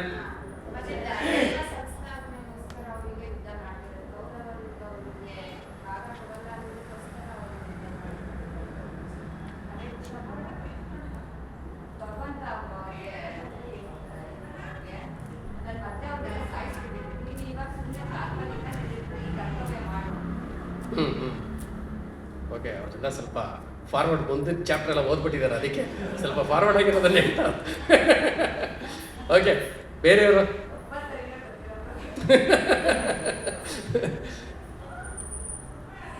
ಸರಿನಾ ತಪ್ಪ ಅರ್ಜುನ ಹೇಳ್ತಾರೆ? ಜಸ್ಟ್ ಓಪನ್ ಆಗಿ ಫ್ರೀಯಾಗಿ ಏನು ಅನ್ಸೋದನ್ನು ಹೇಳೋದು ಅಷ್ಟೇ. ಸರಿ ತಪ್ಪು ಇಲ್ಲ, ಏನು ಅನ್ಸಿಲ್ಲ ಅನ್ನೋ ಏನು ಅರ್ಥನೇ ಆಗಿಲ್ಲ ಅಂತ. ತಪ್ಪು. ಯಾಕಂದ್ರೆ ಅವರ ಎದುರಾಳಿಗಳು ಗೌರವಗಳ ಕಡೆ ಇದೆಯಲ್ಲ, ಅವರೆಲ್ಲ ಅಧರ್ಮದಲ್ಲಿ ಇರ್ತಕ್ಕಂಥವ್ರು. ಅವ್ರನ್ನ ಹಾಗೆ ಬಿಟ್ಟಾಗ ಅಧರ್ಮಕ್ಕೆ ಪ್ರೋತ್ಸಾಹ ಕೊಡ್ತಾ ಇದ್ದಾರೆ. ಓಕೆ ಸರಿ ಸರಿ, ಹೇಗೆ? ಅದು ಎಲ್ಲಾದ್ರೂ ಒಂದೇ ರೀತಿಯಾಗಿ ನೋಡ್ತಾ ಇದ್ದಾರೆ ಅವರು. ನಮ್ಮ ವಂಶ ಅಂತ ನೋಡ್ತಾ ಇದ್ದಾರೆ, ಇಡೀ ಒಂದು ಸಮಾಜವನ್ನು ನೋಡ್ತಾ ಇದ್ದಾರೆ. ಒಂದೇ ರೀತಿ ನೋಡ್ತಾ ಇದ್ದಾರೆ. ಏನು ಮುಂದೆ ಆಗುತ್ತೆ ನಾನು ಮಾಡುವಂಥ ಒಂದು ಕೆಲಸದಿಂದ ಮುಂದೆ ಸಮಾಜದ ಮೇಲೆ ಯಾವ ರೀತಿ ಪರಿಣಾಮ ಬೀರುತ್ತೆ ಅನ್ನೋದನ್ನು ಮುಂದಾಲೋಚನೆ ಮಾಡಿ ಅವರು ಇಲ್ಲಿ ಹೇಳ್ತಾ ಇದ್ದಾರೆ. ಅದಕ್ಕೆ ಅದು ಸರಿ ಅಂತ. ಓಕೆ, ಅವನಿನ್ನ ಅಂಧಕಾರದಲ್ಲಿ ಇದ್ದಾನೆ ಅಂತ ಮತ್ತೆ ಹೇಳ್ತೀರಾ? ಅರ್ಜುನ ಹೇಳಿದ ಸರಿ. ಯಾಕಂದ್ರೆ ಗುರುಗಳಿಗೆ ಮತ್ತೆ ಅವರ ಭೀಷ್ಮ ಪಿತಾಮಹಗೆ ನಾನು ಯುದ್ಧ ಮಾಡಿ ಅವ್ರನ್ನ ಸೋಲಿಸೋದು ಇದು ತಪ್ಪಾಗುತ್ತೆ. ಅದಕ್ಕೆ ಅವರು ಹೇಳೋದೇ ಸರಿ ಅಲ್ಲ ಅರ್ಜುನ. ಇಲ್ಲಿ ಅರ್ಜುನ ಹೇಳ್ತಾ ಇರೋವಂಥ ಕಾನ್ಸೆಪ್ಟು ಸರಿ ಅಂತ. ಎಲ್ಲ ಮನುಷ್ಯರು ಅದೇ ತರ ಇರುತ್ತೆ. ಎಸ್, ಎಲ್ಲ ಒಂದು ಸಾಮಾನ್ಯ ಜನರು ಯೋಚನೆ ಮಾಡುವಂಥ ಒಂದು ರೀತಿ, ನಾನು ಮಾಡ್ತಾ ಇರೋವಂಥ ಒಂದು ಕೆಲಸದಿಂದ ಇನ್ನೊಬ್ಬರಿಗೆ ತೊಂದರೆ ಆಗಬಾರ್ದು, ಮುಂದೆ ಬರುವಂಥ ಒಂದು ಪೀಳಿಗೆಗೂ ಅದರಿಂದ ತೊಂದರೆ ಆಗಬಾರ್ದು. ಸೊ ಅಂಥ ಒಂದು ಕಾನ್ಸೆಪ್ಟ್ನ ಇಲ್ಲಿ ಅವ್ರು ಕೊಡ್ತಾ ಇದ್ದಾರೆ. ಸೊ ಅದು ಸರಿ ಅಂತ. ಬಟ್ ಅವನು ಯುದ್ಧ ಪ್ರಾರಂಭ ಆಗೋಕ್ಕೆ ಕಾರಣ ಏನಂದ್ರೆ ತಪ್ಪು ಮಾಡಿರೋರಿಗೆ ಶಿಕ್ಷೆ ಕೊಡಬೇಕು ಅನ್ನೋದು ಅವನ ಉದ್ದೇಶ ಆಗಿರುತ್ತೆ. ಬಟ್ ಈಗ ಅವನು ಇವಾಗ ಮುಂದಿನ ಯೋಚನೆ ಮಾಡೋಕ್ಕೆ ಶುರು ಮಾಡಿದಾಗ ಈಗ ಇಲ್ಲಿ ತಪ್ಪು ಮಾಡಿರೋರಿಗೆ ಶಿಕ್ಷೆ ಆಗಲೇಬೇಕಲ್ಲ. ಈಗ ಅವರನ್ನು ಬಿಟ್ಟರು ಮತ್ತೆ ಅದು ಅಧರ್ಮದ ಮಾರ್ಗನೇ ಹೋಗುತ್ತೆ. ಈಗ ಅದು ತಪ್ಪು ಮಾಡಿರೋರಿಗೆ ಶಿಕ್ಷೆ ಕೊಟ್ಟಿಲ್ಲ ಅಂತೆ ಮತ್ತೆ ಅದು ಅಧರ್ಮ ಮಾರ್ಗದಲ್ಲೇ ಹೋಗುತ್ತೆ. ಈಗ ಅವರು ಸಾಯೋದ್ರಿಂದಲೇ ಅದು ಅಧರ್ಮ ಆಗುತ್ತೆ ಅಂತ ಯೋಚನೆ ಮಾಡ್ತಿದ್ದಾನೆ. ಬಟ್ ಅವರನ್ನೇ ಈಗ ತಪ್ಪು ಮಾಡಿದಾರಲ್ಲ, ಶಿಕ್ಷೆ ಕೊಡಲಿಲ್ಲ ಅನ್ನೋದು ಅಧರ್ಮ ನೀವು ಎಸ್, ಸ್ವಲ್ಪ ಡೀಪಾಗಿ ಅನಲೈಸಿಸ್ ಮಾಡಿದ್ದಾರೆ. ಇನ್ನೊಂದು ಇದೇ ಅವ್ರು ಹೇಳ್ತಾ ಇದ್ದಾರೆ, ಹೇಳಿ ಪ್ರಭು. ಅದೇ ಪ್ರಭು, ಅರ್ಜುನ ಈ ಯುದ್ಧ ಮಾಡಲಿಲ್ಲ ಅಂದ್ರೆ ಮುಂದೆ ಆಗತಕ್ಕಂಥ ಘಟನೆಗಳು ಇನ್ನೂ ಭೀಕರವಾಗಿರ್ತದೆ. ಯಾಕಂತಂದರೆ ದುರ್ಯೋಧನ ಮಾಡ್ತಕ್ಕಂಥ ಕಾರ್ಯಗಳ ಆ ರೀತಿ ಇರ್ತದೆ. ಇದು ಯುದ್ಧ ನಿರ್ಣಯ, ಒಂದು ಧರ್ಮ ಸ್ಥಾಪನೆಗಾಗಿ ಯುದ್ಧ ಅನಿವಾರ್ಯವಾಗಿರುತ್ತದೆ. ಓಕೆ, ಧರ್ಮ ಸ್ಥಾಪನೆ ಆಗಬೇಕು ಅಂದರೆ ಅದು ಯುದ್ಧ ಅನಿವಾರ್ಯ ಆಗಿರುತ್ತೆ. ಅದಕ್ಕೆ ಇಲ್ಲಿ ಅರ್ಜುನ ಹೇಳ್ತಾ ಇರೋದು ರಾಂಗ್ ಅಂತ. ನೀವೇನು ಹೇಳಕ್ ಒಳ್ಳೆ ಬರ್ತೀವಿ? ಒಂದು ಭಗವಂತ ನೀವು ಮಡಗ್ದಂಗೆ ಇರೋದಂಗೆ ಭಗವಂತ ಆಲ್ರೆಡಿ ಸೆಟ್ ಮಾಡಿದ್ದಾನೆ ಅವ್ರ ಲೈಫ್ನ. ನಿನಗೆ ಆಸ್ತಿ ಸಿಗಲ್ಲ, 5 ರಾಜ್ಯಗಳು ಸಿಗಲ್ಲ, ನಾಟ್ ರಿಕ್ವೈರ್ಡ್ ಅಂತ. They are over ruling. ಭಗವಂತ ಹೇಳಿರೋದನ್ನ ಓವರ್ ರೂಲ್ ಮಾಡ್ತಾ ಇದ್ದಾರೆ. ಇಲ್ಲ ನಮ್ಮ ಯಾರು? ಅರ್ಜುನ, ಪಾಂಡವರು. ಓಕೆ, ಭಗವಂತ ಇಟ್ಟಂಗೆ ಇರಲಿಲ್ಲ, ಬಂದ್ಬಿಟ್ಟು ನನಗೆ ಆಸ್ತಿ ಬೇಕು ಅಂತ ಫೈಟ್ ಮಾಡ್ತಾ ಇದ್ದಾರೆ. And they are missing the ಇದು. ಅದು ಯಾಕೆ ಬೇಕಿತ್ತು? ಯಾಕೆ ಬೇಕಿತ್ತು? ದುರ್ಯೋಧನ ಕಳಿಸಿದ್ರೆ ಹೋಗೋದು ಅಷ್ಟೇ, ಅಷ್ಟೇ. ಕಾಡಲ್ಲೇ ಆರಾಮಾಗಿರೋದು. ಆರಾಮಾಗಿತ್ತು. ಓವರ್ ಆಂಬಿಷನ್ ಆಗಿ ಹೌದು. ಏನೊಂದು ಸಿಸ್ಟಮ್ ಇದೆ ಅದನ್ನೇ ಚೇಂಜ್ ಮಾಡೋಕ್ಕೆ ಅವರು ಹೋಗ್ತಾ ಇದ್ದಾರೆ. ಸೊ ಏನು ರಾಂಗ್. ಭಗವಂತ ಇಟ್ಟಂಗೆ ಇರಬೇಕು ಅಂತ. ಓಕೆ, ತಪ್ಪು ಎರಡೂ ಇದೆ. ಸರಿ ತಪ್ಪು ಎರಡೂ ಇದೆ. ಏನಂದ್ರೆ ಅವರು ಹೇಳಿರೋದು ಏಕ್ ಸರಿ ಅಂತ ಅವ್ರಿಗೆ ವರ್ಣ ಸಂಸ್ಕರಣ, ಆಮೇಲೆ ನಮ್ಮವ್ರನ್ನೇ ಎಲ್ಲ ಸಾಕ್ತೀವಿ ಅನ್ನುವಾಗ ಅದು ಕರೆಕ್ಟ್. ತಪ್ಪು ಅನ್ನೋದಾದ್ರೆ ಅಧರ್ಮ ಬರುತ್ತೆ, ಅಧರ್ಮ ಎರಡೂ ಬರುತ್ತೆ. ಯುದ್ಧ ಮಾಡಲಿಲ್ಲ ಅಂದ್ರೆ ಎಸ್, ಇಲ್ಲಿ ಯುದ್ಧ ಅನಿವಾರ್ಯವಾಗಿರುತ್ತೆ. ಒಬ್ಬೊಬ್ರಿಗೆ ನಾವು ಈ ಕನ್ಕ್ಲೂಷನ್ ಬರೋಕ್ಕಿಂತ ಮುಂಚೆ ಅಲ್ಲಿ ನಮ್ಗೆ ತಿಳ್ಕೊಬೇಕಾಗಿರೋದಂದ್ರೆ ಅರ್ಜುನ ಯುದ್ಧ ಮಾಡೋದಕ್ಕೆ ಮೂಲ ಕಾರಣ ಇದು. ಒಂದು ಸೇಡ್ ತೀರ್ಸ್ಕೊಳೋದ, ಇಲ್ಲ ಧರ್ಮ ಸಂಸ್ಥೆ, ಇನ್ನೂ ಧರ್ಮ ಸಂಸ್ಥಾಪನೆ ಇನ್ನೂ ಬಂದಿಲ್ಲ. ಎಸ್, ಅವನ ಮೂಲ ಒಂದು ಉದ್ದೇಶ ಏನು? ಬಿಲ್ಲುಬಾಣ ಇಟ್ಕೊಂಡು ಅಲ್ಲಿ ಬಂದಿರೋದು ಏನಕ್ಕೆ? ನನಗೆ ರಾಜ್ಯ ಕೊಟ್ಟಿಲ್ಲ, ಅದಕ್ಕೋಸ್ಕರ ನಾನು ಕಿತ್ಕೊಳ್ಳೋದಕ್ಕೆ ನಾನು ನಿಂತಿದ್ದೀನಿ. ಓಕೆ, ನಾನು ಹೋಗ್ಬಿಟ್ಟು ಕೇಳಿದೆ, ಕೊಡಲಿಲ್ಲ. ಕೃಷ್ಣನೇ ಕಳಿಸ್ದೆ, ಹೋಗಿ ಸದನ ಮಾಡ್ಕೊ ಅಂತ. ಅಟ್ಲೀಸ್ಟು 4 ಹಳ್ಳಿಗಳಾದ್ರೂ ಕೊಡು, ಹೆಂಗೋ ಜೀವನ ಮಾಡ್ಕೊತೀವಿ ಅಂತ ಹೋಗ್ಬಿಟ್ಟು ಕೃಷ್ಣನ ಹೋಗ್ಬಿಟ್ಟು ಕೇಳಿದ್ರು, ಅದನ್ನು ಕೊಡಲಿಲ್ಲ. ಅದಕ್ಕೆ ನಾನೇನು ಮಾಡ್ತಾ ಇದ್ದೀನಿ, ಅಧಿಕಾರಯುತವಾಗಿ ನನಗೆ ಬರಬೇಕಾಗಿರೋಂತಹ ನನ್ನ ಆಸ್ತಿಯನ್ನು ನಾನು ಪಡ್ಕೊಡ್ತೀನಿ ಅಂತ ಯುದ್ಧ ಮಾಡೋಕ್ಕೆ ಅಂತ ಬಂದಿದ್ದಾನೆ. ಅಂದರೆ ಇಲ್ಲಿವರೆಗೂ ಅವನಿಗೆ ಧರ್ಮ ಸಂಸ್ಥಾಪನೆ ಅನ್ನೋದು ಒಂದು ತಲೆಯಿಲ್ಲ, ಕಾನ್ಸೆಪ್ಟ್ ಇಲ್ಲ. ಕಾನ್ಸೆಪ್ಟ್. ಎಸ್, ಕ್ಷತ್ರಿಯ ಕುಲಧರ್ಮ ಪಾಲನೆ ಮಾಡಬೇಕು, ಯುದ್ಧ ಮಾಡಬೇಕು. ವಿಷಾದ ಯೋಗ, ಒಂದು ಬಾಂಧವರು ಒಂದು ವಿಷಾದ ಆಗುತ್ತೆ. ಅದಕ್ಕೆ ಓಕೆ, ಸೊ ಸಮಯದ ಅಭಾವ ಆಗ್ತಾ ಇದೆ. ಸೊ ಆ್ಯಕ್ಚುಲಿ ಇಲ್ಲಿ ಅರ್ಜುನ ಹೇಳ್ತಾ ಇರೋವಂಥ ಎಲ್ಲ ಕಾನ್ಸೆಪ್ಟೂ ಪರ್ಫೆಕ್ಟ್ ಆಗಿದೆ. ಇದರಲ್ಲಿ ಯಾವುದೇ ಆದಂಥ ಒಂದು ದೋಷ ಇಲ್ಲ. ಸೊ ನಾವು ಅದನ್ನು ಬಿಟ್ಟಿರೋದ್ರಿಂದಾನೇ ನಮ್ಮ ಒಂದು ಜೀವನದಲ್ಲೂ ಅದರ ಒಂದು ಎಫೆಕ್ಟ್ಸ್ ನಮಗೆ ಕಾಣ್ತಾ ಇರೋದು. ಪ್ರತಿಯೊಬ್ಬರೂ ಏನು ಮಾಡಬೇಕು, ನಮ್ಮ ಒಂದು ಸನಾತನ ಧರ್ಮ ಏನಿದೆ, ಕುಟುಂಬದ ಸಂಪ್ರದಾಯ ಏನಿದೆ, ಅದನ್ನು ನಾನು ಕಾಪಾಡ್ಕೋಬೇಕು, ನಾನು ಆಚರಣೆ ಮಾಡಬೇಕು. ಮುಂದೆ ನನ್ನ ಮಕ್ಕಳಿಗೂ ಅದನ್ನು ಆ ಒಂದು ಸಂಸ್ಕಾರವನ್ನು ಕೊಟ್ಟು ನಾನು ಮುಂದಕ್ಕೆ ರಿಟೈರು ಆಗಬೇಕು. ಅದೇನೇ ನಿಜವಾದ ಧರ್ಮ, ಅದೇನೇ ನಿಜವಾದ ಡ್ಯೂಟಿ. ಇಲ್ಲಿ ಅರ್ಜುನ ಹೇಳ್ತಾ ಇರೋದು ಪರ್ಫೆಕ್ಟಾಗಿದೆ. ಇದು ಪರ್ಫೆಕ್ಟಾಗಿದ್ರೂ ಮೈ ಸೆಕೆಂಡ್ ಕ್ವಶನ್, ಸ್ವಲ್ಪ ಬೇಗ ಹೇಳ್ಬಿಡಿ. ಮೈ ಸೆಕೆಂಡ್ ಕ್ವಶನ್, ಆದರೂ ಕೃಷ್ಣ ಯುದ್ಧ ಮಾಡು ಅಂತ ಏನಕ್ಕೆ ಹೇಳ್ತಾರೆ? ಧರ್ಮ ಬರುತ್ತೆ, ಇದನ್ನ ಮುಂದಕ್ಕೆ ಬರುತ್ತೆ, ಮುಂದಕ್ಕೆ ಬಂದ ಮೇಲೆ ಎಲ್ಲ ಮುಗಿದ ಮೇಲೆ ನಾನು ಆ್ಯಕ್ಚುಲಿ ಕೇಳಬೇಕು ನಿಮ್ಮ ಜಸ್ಟ್ ಒಂದು ಥಾಟ್ ಪ್ರೊಸೆಸ್ ಹೇಗಿರುತ್ತೆ ಅಂತ. ಇದು ಆ್ಯಕ್ಚುಲಿ ಈವನ್ ಕೃಷ್ಣನೂ ಹೇಳ್ತಾರೆ, ನೀನು ಹೇಳ್ತಾ ಇರೋದೆಲ್ಲ ಕರೆಕ್ಟೇ, ಈ ರೀತಿ ಮಾಡೋದ್ರಿಂದ ಹಿಂಗೆ ಆಗುತ್ತೆ, ಇದನ್ನು ಹಿಂಗೆ ಮಾಡಬೇಕಾಗಿತ್ತು, ಎಲ್ಲ ಅಕ್ನಾಲೇಜ್ ಮಾಡ್ತಾರೆ.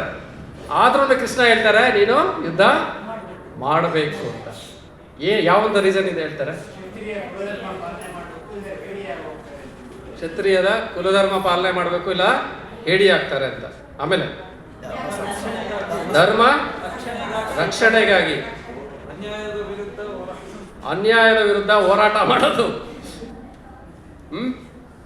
ಸೊ ಅದಕ್ಕೋಸ್ಕರ ಕೃಷ್ಣ ಏನು ಹೇಳ್ತಾರೆ, ಯುದ್ಧ ಮಾಡಬೇಕು ಅಂತ ಹೇಳ್ತಾರಾ? ಆ್ಯಕ್ಚುಲಿ ಕೃಷ್ಣ ಈಗ ಅರ್ಜುನನಿಗೆ ಪಾಂಡವರಿಗೆ ಏನೋ ಆಸ್ತಿ ಸಿಕ್ಕಿಲ್ಲ, ಏನು ಕಿತ್ಕೊಂಡಿದ್ದಾರೆ, ಇದ್ಯಾವುದು ಕೃಷ್ಣನಿಗೆ ಬೇಕಿಲ್ಲ. ಅದ್ಯಾವುದಕ್ಕೋಸ್ಕರ ಅವರು ಯುದ್ಧ ಮಾಡಲ್ಲ. ದುಷ್ಟ ಸಂಸಾರ ಶಿಷ್ಟ ರಕ್ಷಣೆ ಮಾಡೋದು. ಅವರು ನೋಡೋದು ಯಾವಾಗ್ಲೂ ಯಾವ ರೀತಿ ನೋಡ್ತಾರೆ ಅಂದರೆ, ಭಗವಂತನಿಗೆ ಎಲ್ಲರೂ ಮಕ್ಕಳೇ. ಹೌದು ತಾನೆ? ಎಲ್ಲರೂ ಮಕ್ಕಳಿರ್ಬೇಕಾದ್ರೆ ಯಾರೋ ಒಬ್ಬ ದುಷ್ಟ ನಿಂತ್ಕೊಂಡು ಕೋಟ್ಯಾಂತರ ಜನಗಳಿಗೆ ನಾನು ದಾರಿ ತಪ್ಪಿಸಿ ಅವ್ರನ್ನ ಮೇಲೆ ದೌರ್ಜನ್ಯ ಮಾಡ್ತೀನಿ ಅಂದರೆ ಅವರನ್ನ ತೆಗಿಯೋದಕ್ಕೋಸ್ಕರ ಭಗವಂತ ಬರ್ತಾನೆ. ಧರ್ಮ ಸ್ಥಾಪನೆ ಮಾಡೋದಕ್ಕೋಸ್ಕರ ಭಗವಂತನೇ ಬರ್ತಾನೆ. ಯಾವಾಗ ಈ ಒಂದು ಸನಾತನ ಧರ್ಮ ಅನ್ನೋದು ನಾಶ ಆಗುತ್ತೆ, ಅವಾಗ ಭಗವಂತ ಬಂದು ಏನು ಮಾಡ್ತಾರೆ, ಅದನ್ನು ಧರ್ಮವನ್ನು ಪುನಃಸ್ಥಾಪನೆ ಮಾಡ್ತಾರೆ. ಭಗವಂತ ಏನು ಗೊತ್ತಾ ಹೇಳೋದು, ಇಲ್ಲಿ ಯಾರು ಸತ್ರು ಅನ್ನೋದು ಮುಖ್ಯ ಅಲ್ಲ. ಅವರು ನಿನ್ನ ಕುಲದವರೇ ಆಗಿರ್ಬೋದು, ನಿನ್ನ ಕುಲ ಬಾಂಧವರೇ ಆಗಿರ್ಬೋದು, ಗುರುಗಳೇ ಆಗಿರ್ಬೋದು. ಆದರೆ ಅವರು ಇರೋವಂಥ ಒಂದು ದಾರಿ ಏನು, ಅಧರ್ಮದ ದಾರಿ. ನೀನು ಹೇಳ್ತಾ ಇರೋ ಕಾನ್ಸೆಪ್ಟ್ ಇಸ್ ಪರ್ಫೆಕ್ಟ್. ಅದು ಮುಂದಕ್ಕೆ ಹೋಗ್ಬೇಕು. ಇದರಿಂದ ಎಲ್ಲ ಕುಲಕ್ಷಯ ಆಗುತ್ತೆ, ನಾಶ ಆಗುತ್ತೆ, ಎಲ್ಲ ಆಗುತ್ತೆ. ಆದರೆ ಭಗವಂತನಿಗೆ ಅಧರ್ಮದ ಒಂದು ಕುಲ ಸಂಪ್ರದಾಯ ಕಂಟಿನ್ಯೂ ಆಗೋದು ಬೇಕಿಲ್ಲ. ಅಧರ್ಮದ ಒಂದು ಸಂಪ್ರದಾಯ ಮುಂದಕ್ಕೆ ಹೋಗೋದು, ಮುಂದಿನ ಪೀಳಿಗೆಗೆ ಬರೋದು, ಎಲ್ಲರೂ ಅದನ್ನು ಫಾಲೋ ಮಾಡೋದು ಬೇಕಿಲ್ಲ. ಭಗವಂತನಿಗೆ ಏನು ಬೇಕಿರೋದು, ಧರ್ಮದ ದಾರಿ ಬೇಕಿರೋದು. ಆ ಒಂದು ಧರ್ಮವನ್ನು ಸಂಸ್ಥಾಪನೆ ಮಾಡೋದಕ್ಕೋಸ್ಕರ ಒಂದಷ್ಟು ಜನ ಸಾಯ್ತಾರೆ ಅಂದ್ರೂ ಭಗವಂತ ಏನು ಮಾಡ್ತಾರೆ, ಅವರನ್ನು ತೆಗಿತಾರೆ. ಅಲ್ಲಿ 5 ಜನ ಪಾಂಡವರು ಇರಲಿ ಸಾಕು. ಧರ್ಮಿಷ್ಠರಾಗಿರೋರು ಆ ಒಂದು ಸಂಪ್ರದಾಯವನ್ನು ಕರೆಕ್ಟಾಗಿ ತಗೊಂಡೋಗ್ಬೇಕು. ಇಡೀ ಕುರುಕುಲ ನಾಶ ಆಗಲಿ, ಅದರಿಂದ ಏನೂ ಆಗಲ್ಲ. ಆದರೆ ಉಳಿಯುವಂಥ 5 ಜನ ಪಾಂಡವರು ಅವರು ಧರ್ಮಿಷ್ಠರು ಅಂತ ಕೃಷ್ಣನಿಗೆ ಗೊತ್ತು. ಅವರು ಉಳಿಸಿದ್ರೆ, ಅವರಿದ್ರೆ ಏನು ಮಾಡ್ತಾರೆ, ಧರ್ಮದ ಒಂದು ರಾಜ್ಯ ಇಡೀ ಸಮಾಜಕ್ಕೆ ಬರುತ್ತೆ. ಇಡೀ ಸಮಾಜದಲ್ಲಿ ಧರ್ಮದ ಸ್ಥಾಪನೆ ಆಗುತ್ತೆ. ಅದಕ್ಕೋಸ್ಕರ ಭಗವಂತ ಅಲ್ಲಿ ನಿಂತ್ಕೊಂಡು ಯುದ್ಧನ ಮಾಡಿಸ್ತೇವೆ. ಸೊ ಮುಂದಿನ ವಾರ ನಾವು ಇಡೀ 1ನೇ ಚಾಪ್ಟರ್ದು ಸಮ್ಮರಿ ಕ್ಲಾಸನ್ನು ತಗೊಳ್ಳೋಣ. ಯಾವ ಡೇಟ್ ಅದು? 7th ಅಲ್ವಾ? 7th. 14th exam. ಓಕೆನಾ? 7ನೇ ತಾರೀಕು ಎಂಟೈರ್ ಚಾಪ್ಟರ್ದು ಸಮ್ಮರೈಸ್ ಆಗಿರೋ ಒಂದು ಕ್ಲಾಸ್ ಇರುತ್ತೆ. 14ನೇ ತಾರೀಕು ಎಕ್ಸಾಮ್. ಈಗ ಸಮಯ ಆಗಿದೆ, ಪ್ರಶ್ನೆಗಳನ್ನು ನಾವು ಮುಂದಿನ ವಾರ ತಗೊಳ್ಳೋಣ. ಎನಿವೆ ಎಂಟೈರ್ ಚಾಪ್ಟರ್ದು ಸಮ್ಮರಿ ಇರುತ್ತೆ. ಸೊ ಈಗ ಇಲ್ಲಿಗೆ ಈ ಒಂದು ಭಗವದ್ಗೀತಾ ತರಗತಿಗೆ ವಿರಾಮವನ್ನು ನೀಡೋಣ. ಸೊ ಮುಂದೆ ಭಗವಂತನಿಗೆ ಆರತಿ ಇರುತ್ತೆ, ಆಮೇಲೆ ಪ್ರಸಾದದ ಒಂದು ವಿನಿಯೋಗ ಇರುತ್ತೆ. ಹರೇ ಕೃಷ್ಣ.